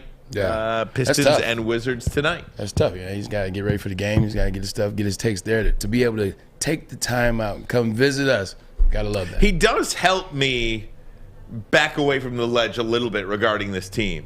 Yeah. You know, I mean, you forget. That's why you do. Speaking of Maz and the Bill Parcells, that's why you do the training camps. That's why you do the summer league. That's why you do all these darn off-season workouts. Yeah. To get to a point when the season starts that you're ready to go. Cade Cunningham had no training camp. He missed the first few games of the season. They've tried to protect him with kid gloves a little bit, and now the gloves are off, and everybody is trying to kind of coexist and mesh and find a way to see how it works. So it will take time. And you know what? In the long haul, this may not be the worst thing for the Detroit Pistons. Again, I hate to keep going back to the draft because we talked about draft with the NFL. We'll talk about the draft with the NBA. Yeah. You know, I mean, that's how they get better. But that's why you have professionals, and that's why you have individuals that focus on one sport. Robert Beard knows the Detroit Pistons inside and out. We don't necessarily have the time to go and dive into every sports team in Detroit, every college in the state of Michigan, so that we can be professionals at that. We have a couple that we do, and we defer to individuals, because if you just look at 4-19, right. So they're 4-19. You see a couple games, they're struggling. They just don't look. They don't look. Is Casey the guy 4-19? But then when you ask and you get those answers, you're like, there's a reason that guy is a professional as it relates to the Detroit Pistons and what he does in journalism. And we'll get there when the football season's over. Exactly. Hey, right now we're riding this high. I just won a YouTube poll. Adam put up a YouTube poll. Who wins a one-on-one between Ryan and Maz? Oh, Maz, 55% to 44%. That was ridiculous. Alex. Thanks, Alex. Don't be ridiculous. That's a win. I don't even think you'd score a point. Win. What do you want to play to? Set it up. Let's go to the Y. I'll shoot you at the free throw line, though. I'll do that. Okay. Where are we going to do it? Let's pick a place. Let's pick a place. I recuse myself from this poll because I work with both of you and I love you both. So I recuse myself. You saw me throw a football. It would be a slow game. You know I got your back. You shoot free throws, man? Yeah. You do. Maybe, the free throw line? Maybe not the free throw contest then. I'll just cross you over, Kevin Durant. Whoa! Oh, look at that. Whoa! Whoa! Oh, I don't know. That's garbage. I'd slap that garbage away. You got to hit your chest. What you going to do? Okay, guys. That looked all right there. Hey, I want to talk to you about all these players that are missing bowl games right now. There was a time where there was a certain narrative about that. Now it's almost an expectation. Many believe, and the talk is that Kenny Pickett, the quarterback of Pitt, will not take the field in the Peach Bowl against Michigan State. What do you make of that? And also, I wish I would have missed the Rose Bowl. When will we see the day? Boy, would it kill me. Will we see the day? What would it say to you if a player in a playoff game, or national championship, but you get the picture. I'm saying, yeah. If you're going to play in the national championship game, I guess. You mean if you're going to play in the playoff, you might as well play in that championship? Well, what I'm saying, I guess, is if you're going to play, you're going to play them both, or you're not going to play them at all. Not necessarily. What if? Let's save it for next time. All right, Ermanni and Edwards. Because I could disagree with you on that. When will a player not play in a playoff game to save themselves for the NFL draft? Will it happen? Will it happen this year? Woodward Sports Network, the bottom line. That's what's up. Because he kept... Fellas, football season is here. It's time to make your grooming experience easy like Sunday morning. Get to Lady Jane's Haircuts for Men. Walk in, relax, watch your favorite team play, and before you know it, your hair will be game ready.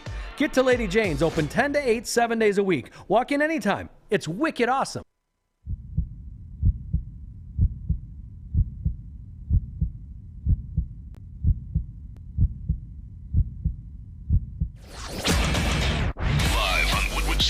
It's the Lions pregame show, covering everything you need to know for game day. Join Pros and Joes as we cover our hometown Detroit Lions.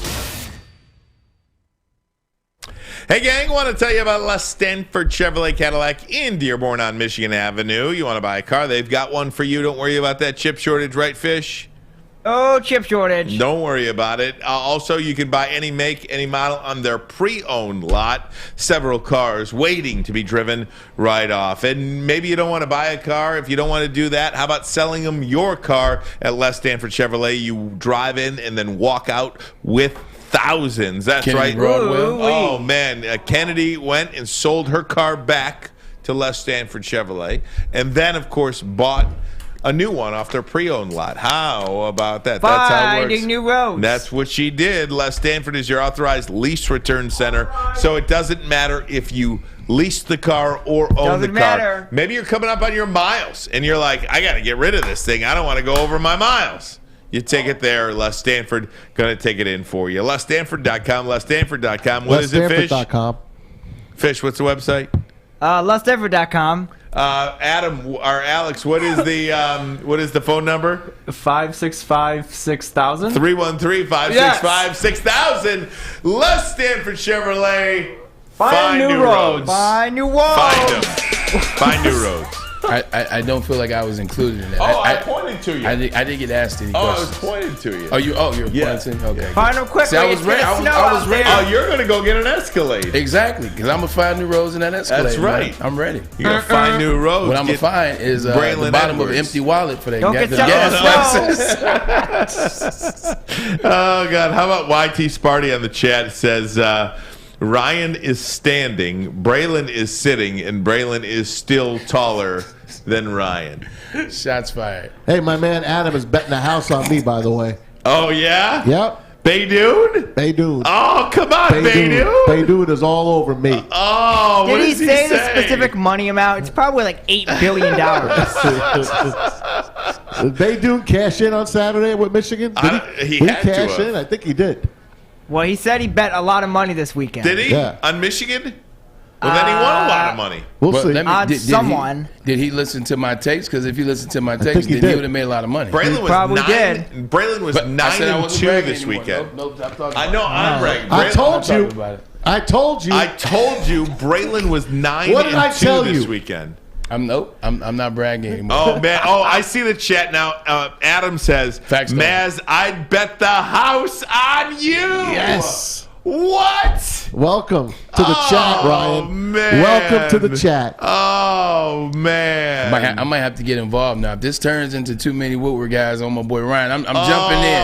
I'm jumping in. Now, this is the one-on-one he's saying? Nah, it's the free throw. Oh, the shooter. free throw thing. I'd bet on you on the free throw. I don't know. I saw you throw the football.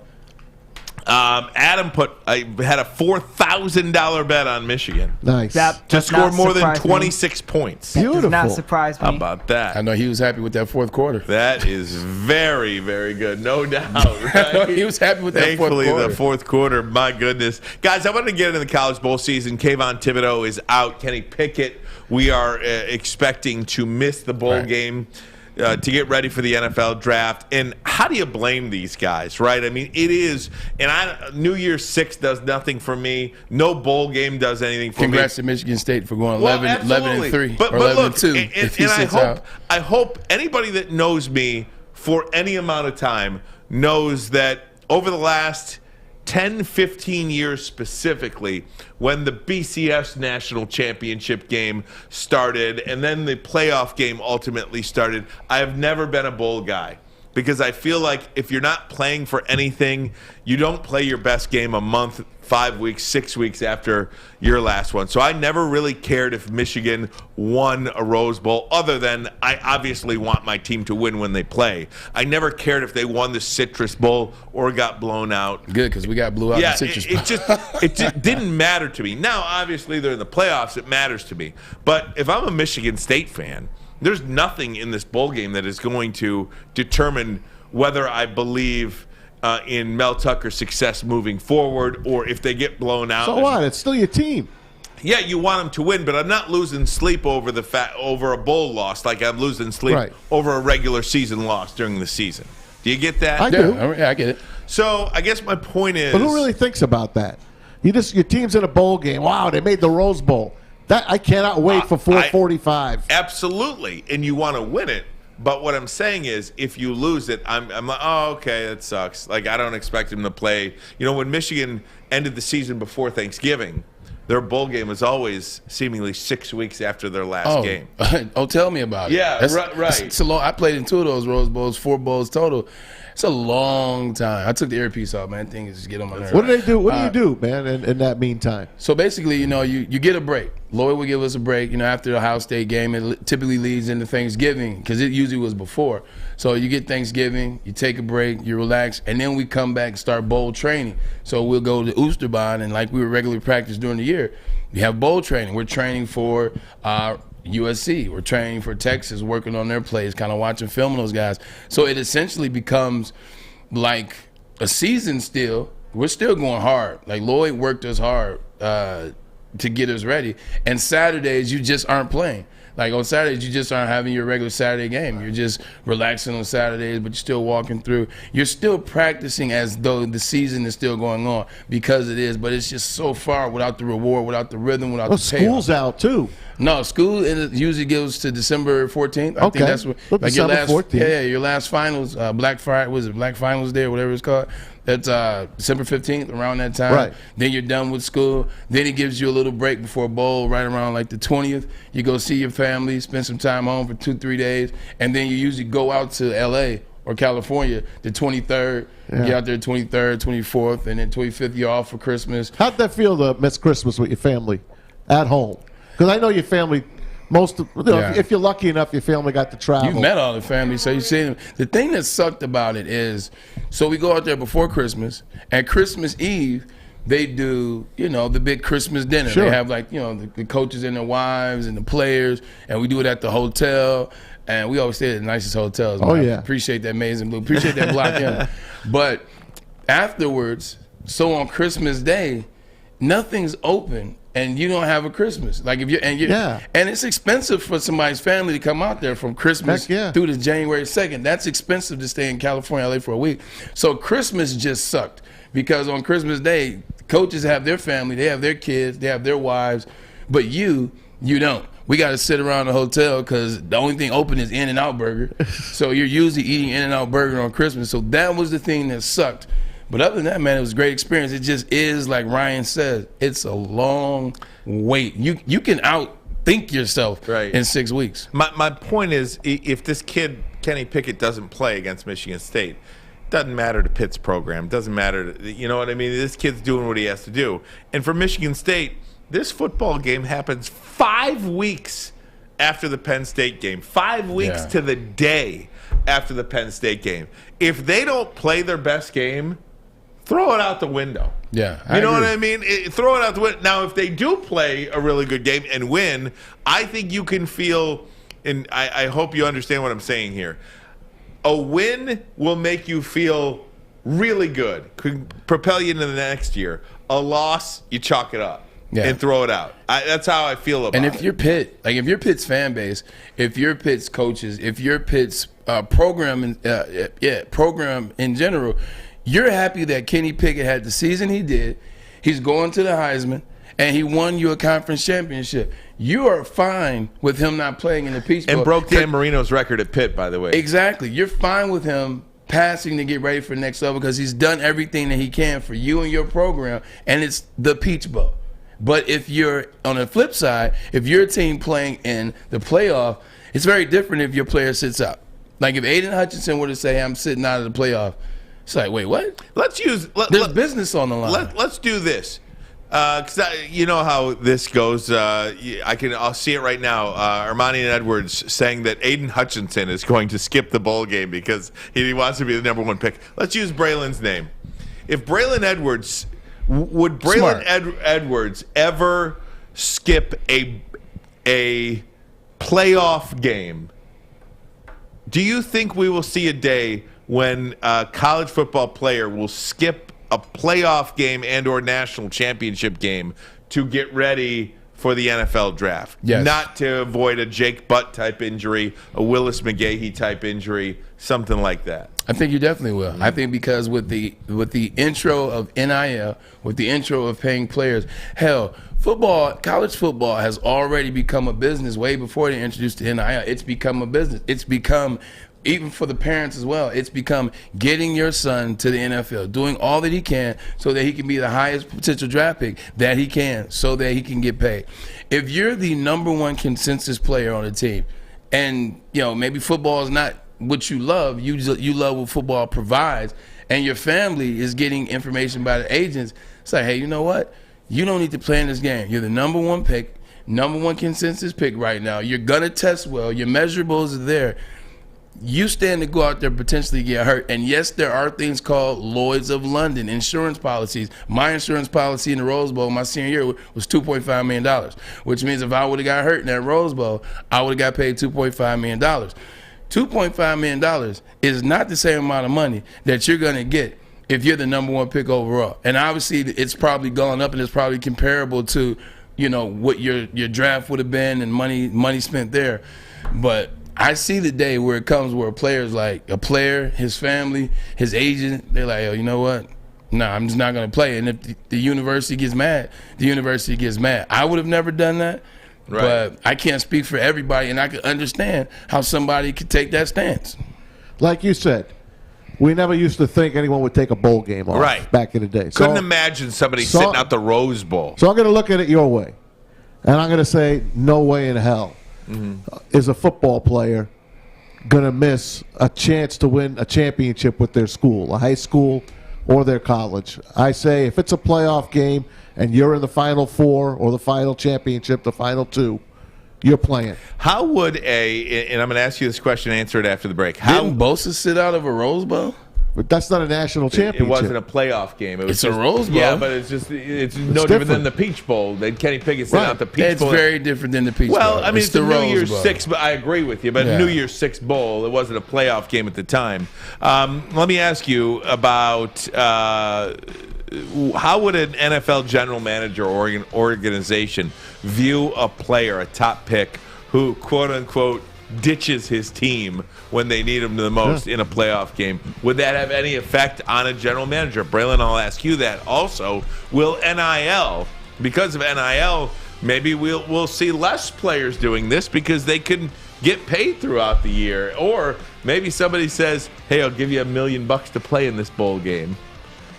You ever think of that? Ermanni and Edwards. Woodward Sports Network, the bottom line.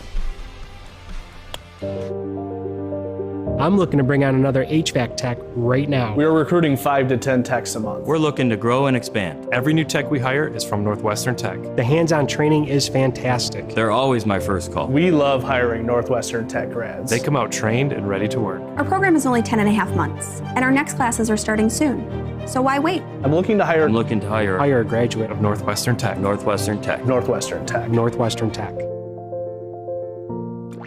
Your Detroit alternative to the normal sports blah, blah, blah. It's Woodward Sports. Putting on a show here, and that's how you answer. We love our sports. We just wish they'd love us back. Detroit Sports for Detroit sports fans. Woodward Sports. Oh, man, is this stuff good. I love talking about it every day. I'm pissed that they didn't have it down there in Indianapolis. But guess what? Man, they didn't have it in Indy? But don't worry, Adam and Mike, we're going to get on top of that, man. I'm going to help you get this stuff everywhere. Gypsy vodka, corn distilled 6 times. Man, can you feel every single one of those distillations? Gluten-free. Infused with artisanal spring water. What kind of water? Hold on, excuse me. Slow down. Infused with artisanal spring water. Was waiting for it. There it is, buddy. They tested 50 formulas. That means they took the time to see if it was going to work. Not once, not twice. But then they tested it about 37 times and said it tastes good, but it's still not there. 44 times. It's close. Wow. And when they got to the magic number, when they got to the AJ Hawk, the 5-0, they said it's just right. Go to your local neighborhood liquor store, get Gypsy vodka, and if you're gonna drink, if you're gonna have a party, if you're gonna turn up, like some of us are going to a Kenny Broadwell's going away party on Saturday, drink responsibly. That's what's up. What do you say, Braylon? How would an NFL general manager or owner organization view a player who skips a playoff game? And we're doing a hypothetical, by the way. Nobody in these top 4 teams has indicated that they will miss any playoff game, but Kenny Pickett probably going to sit out. Kayvon Thibodeau, the expected first or second round pick, is going to sit out for Oregon. We see players all throughout college football foregoing the bowl game. Would we see it in terms of somebody willing to sit out a playoff game, and how would that player be viewed by an NFL organization? I definitely think you'll see somebody sit out of a playoff game or a national championship within 5 years. I just think because it's about a business and it's going to be the right situation, it's going to be the right, storm of circumstances for an individual to say, hey, you know what, I'm number 1 overall. Yeah, I appreciate you guys, but I'm through. I'm out. I think it's going to happen. It's going to be very selfish. It's gonna be a war. That player may not fit in that university for some time or be welcome, but it's gonna happen. A general manager or president or owner, I don't think they view that as anything though, because it's different circumstances. When you go into the NFL and you get paid and you got put on contract, like you're getting paid to play there. You're getting paid to play. Like you're going out there and the better you play, the more incentives you hit. The better you play, the bigger your next deal is. So I don't think anybody will look at it as, oh man, he set out. What does that say about him? Not at all, because they understand the bigger picture is that player's trying to sit out so that he can come play for your NFL team and be healthy and be at his highest and be at his best when he gets drafted to play for your NFL team.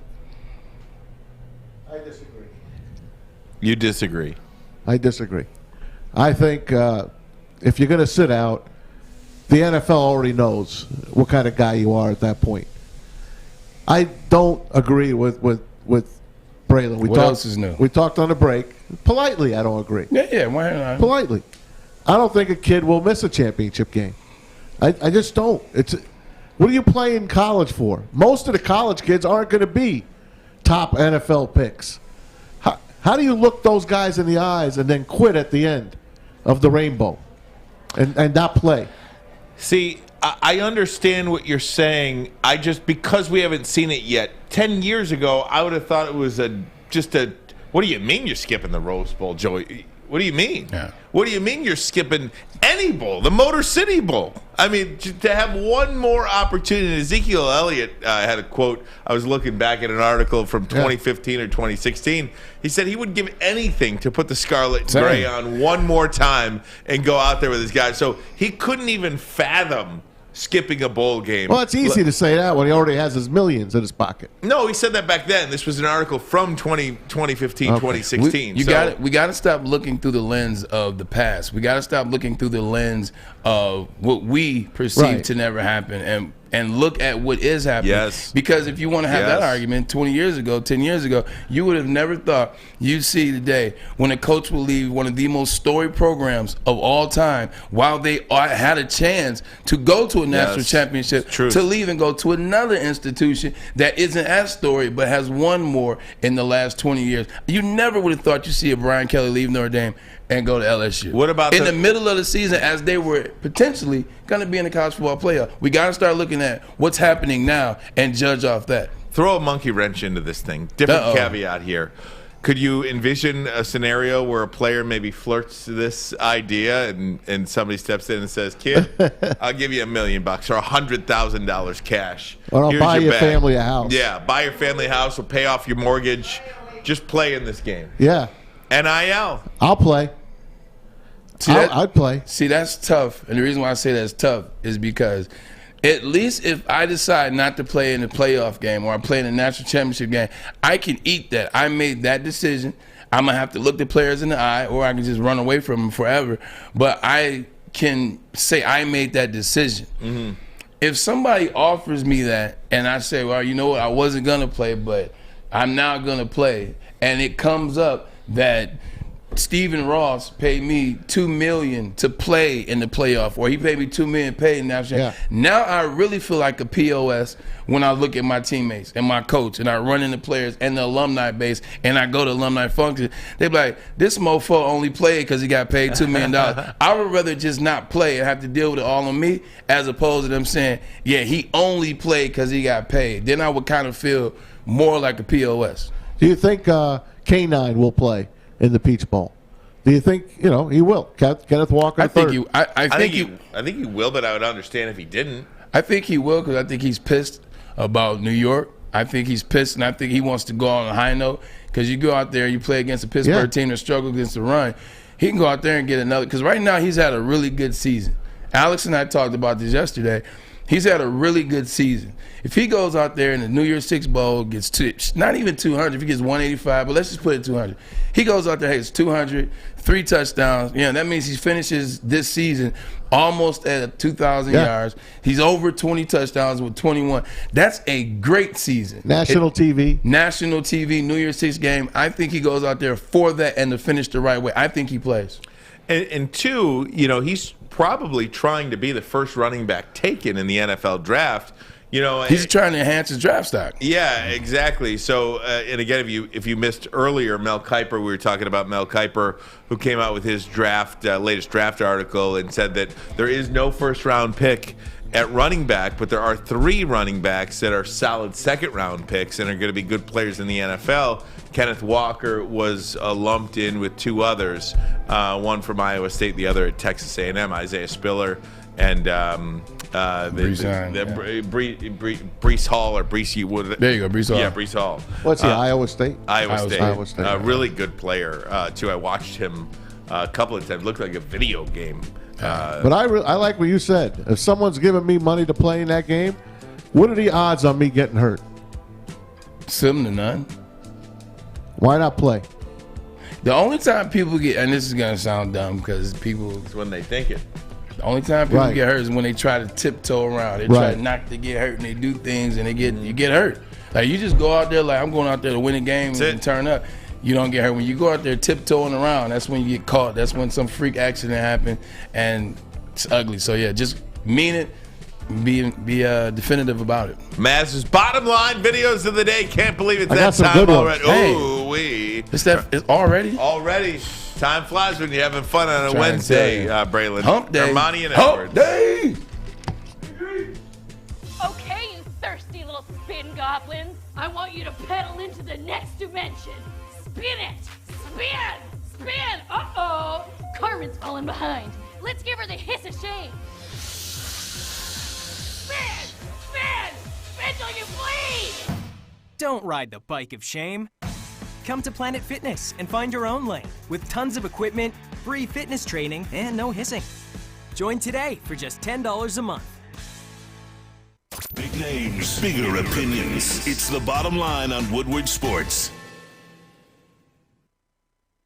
Hey, gang, everybody knows a good defense beats a good offense. Offense wins games. Defense wins championships. Don't you want to be the championship defender of your home? Oh, yeah. Absolutely. Oh, yeah. Don't you want to feel good? You stick that black and yellow sign out in front of your house. You know what it says? Black and yellow.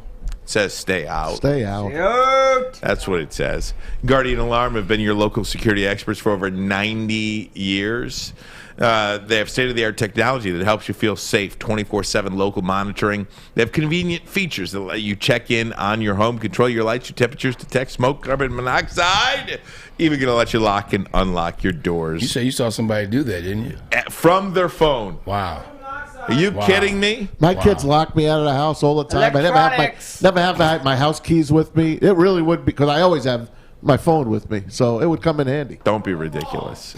My goodness. All you got to do, what number is it? Mobile phone. You guys ready to pick up the phone and call? Yeah. I'm ready. Yes, sir. Beep, That beep, number, beep, ladies beep, and beep, gentlemen, beep, beep. is 1-800-STAY-OUT. That number again, 1-800-STAY-OUT. Get out of here. What Get are they, Blue out. Bombers? Don't you get out of here. Stay out. Stay out. Go on now. Guardian Alarm, your local security experts. Get out of here. Stay out, please. And while you're staying out, find new roads. Find new roads and 50 different combinations. That's what I'm talking about. Artesian spring water. Water-ooey. Wicked Drive down, awesome. Get you a Les Ford and then drive to the liquor store, get some gypsy vodka, and then go home. LastStanford.com. And then stay out. Fowling Warehouse. And then go to the Fowling Warehouse after you're trying to stay out of someone's house. Buy bookie. Promo code Woodward. My bookie. Place it. There we go. My bookie. While you're doing all that, place a bet on my bookie. Maybe you choose the Pistons tonight. Pistons tonight. There we go. Pistons tonight. My family. Oh, my God. Family. Oh, yeah, we're all gas. I'm serious. Who wouldn't want to advertise with us? We're off the rails.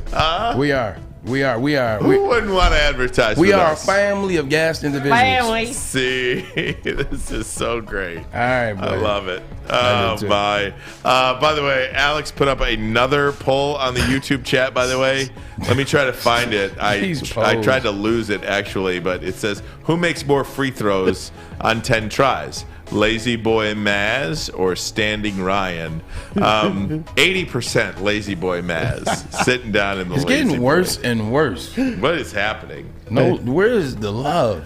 Where is the love? Yeah, but how many people voted? There could have been like 10 votes. 20 votes. Okay. Shut up, fish. Silence! Fish. What are you doing?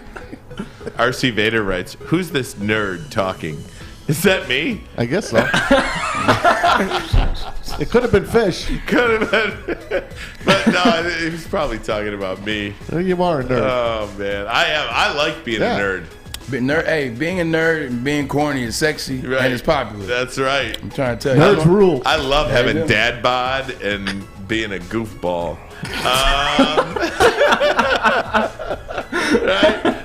By bottom line videos of the Are you day, a dilf? Maz. Huh? Sorry, never mind. Get out of here. All right, let's take you back to 1980. It was a Monday night football game. I was watching it. It was the Patriots. It was the Dolphins. It was a timeout. John Smith was coming in to kick the game-winning field goal for the Patriots. Howard Cosell, take it away. Timeout is called. 3 seconds remaining. John Smith is on the line, and I don't care what's on the line, Howard. You have got to say what we know in the booth. Yes, we have to say it. Remember, this is just a football game, no matter who wins or loses. An unspeakable tragedy confirmed to us by ABC News in New York City. John Lennon, outside of his apartment building on the west side of New York City, the most famous perhaps of all of the Beatles, shot twice in the back, rushed to Roosevelt Hospital, dead on arrival.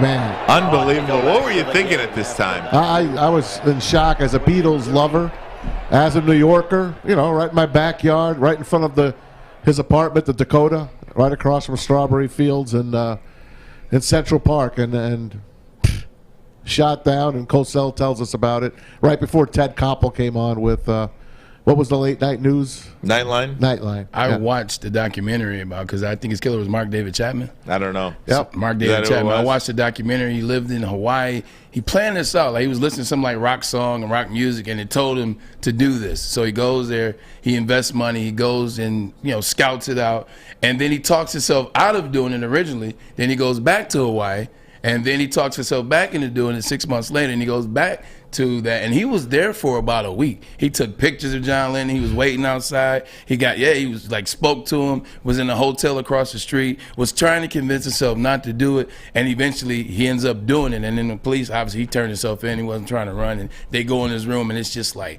stacks and stacks and stacks. What documentary is that? I'll send it to you. Send it to me. I could watch a documentary on Something like that. It talks about how, his family, because they put him out the house. It's interesting. He's out of jail. He lives with his mother. He's living large still. Damn. Amazing. And just a couple weeks before that, John Lennon and Paul McCartney are sitting in their homes in New York, and Saturday Night Live comes on, and I forget exactly what happens, but they said something about the Beatles, and they had been fighting at the time, obviously. They've been broken up for 10 years. So John Lennon and Paul McCartney call each other, and they're like, let's go. Let's go down to those SNL studios. They go together down to those SNL studios, and they talked for the first time in such a long time. You'll probably see that in part of the documentary. Wow, I want to see it. Yeah, just a couple weeks prior to him 49th getting and Park. shot down in front of his house. But wow, man. I was a senior in high school when that happened. I'll never forget that. Of course you were. Of course I was. Hey, last night we told you about Michigan knocking off Nebraska. But how about prior to the game? Juwan Howard, just, having fun, as usual.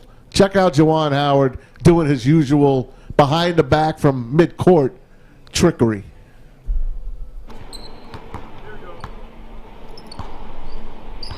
Unbelievable. He's done that quite often. That's all right, huh? That's first try. That's like the Bulls mascot. First of all, he's the best mascot ever. But the Bulls mascot, he always Benny the Bull. Benny the Bull. He always does that. He knocks him down. That and the guy from Denver mascot. Last night, a hockey game between the Anaheim Ducks and the Buffalo Sabres. Alex, you were in Buffalo. There probably were 500 people in the stands for this game they last night. They don't like the Buffalo Sabres? Well, they're not very good, but it's a hockey game, man. I can't believe they didn't have anybody, but this is the goal of the year. It is Trevor Zegras to Matt Milano for the game winner. For not the game winner, but check this goal out. Remember Mike Legg from Michigan when he put that puck on his stick? Yes, that's exactly. Check this out, except that there's a pass here. Give it a look. Mike Legg. Goal of the year. They don't want any more traffic. As you can see here, he's behind the net. It looks like he's going for the old Michigan. He brings it up. Miller goes to knock it off. He shoots it in front. To Milano. Wow. Oh, my God. And you can see Zegras, too. He grabs his head. Look at him. He's like, I can't believe it actually worked. Sabres are thinking, was this above the... Isn't that something? Holy Perfect smokes. pass. And, how many times did they practice that? I'd love to ask D-Mac about that, but they did it in a live game and in front of nobody, hardly watching that game, Ducks and the Sabres. How about Phil Rivers? Maybe less people at Sabres. Phil Rivers, one of the best, cleanest trash talkers in NFL history. Yeah. Happy birthday, Phil. He's 40 years young today. I'm a man. Check him out. I'm 40. This was him from last year with the Colts. North Carolina State. Can't play with 12, Greg. Hey, Greg, you can only play with 11, Greg. JT, don't dance with him. Run him over. Don't dance with him. You weren't even close to making that play. You got a hand on it. You weren't even close. Hey, pooch kick right over here at you, 9-9. Hey, yeah, little blistered things. Awesome. Hey, hey, hey. Oh, honey. Oh, whoop, whoop. Oh, that baby. Golly. Uh-oh. Shoot. Oh, my gosh. Shoot. That going. Aggravates the stew out of me. Sheesh.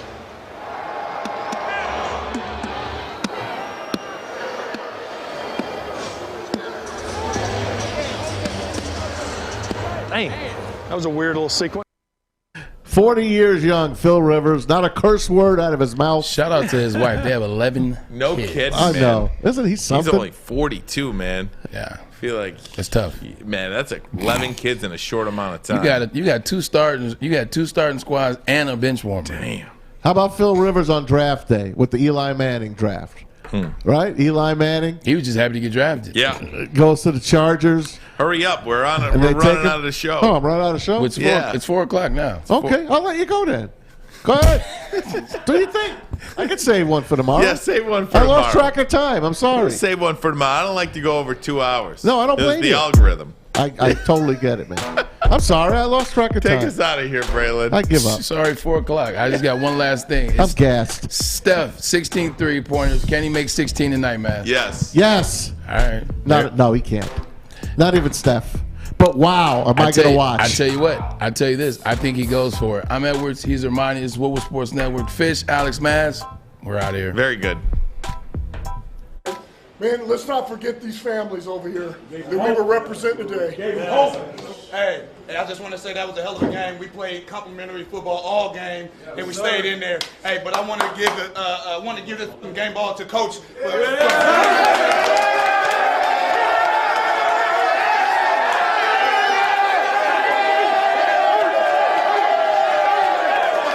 Hey, I love every single one of y'all, bro. Hey, family on 3. 1, 2, 3, family!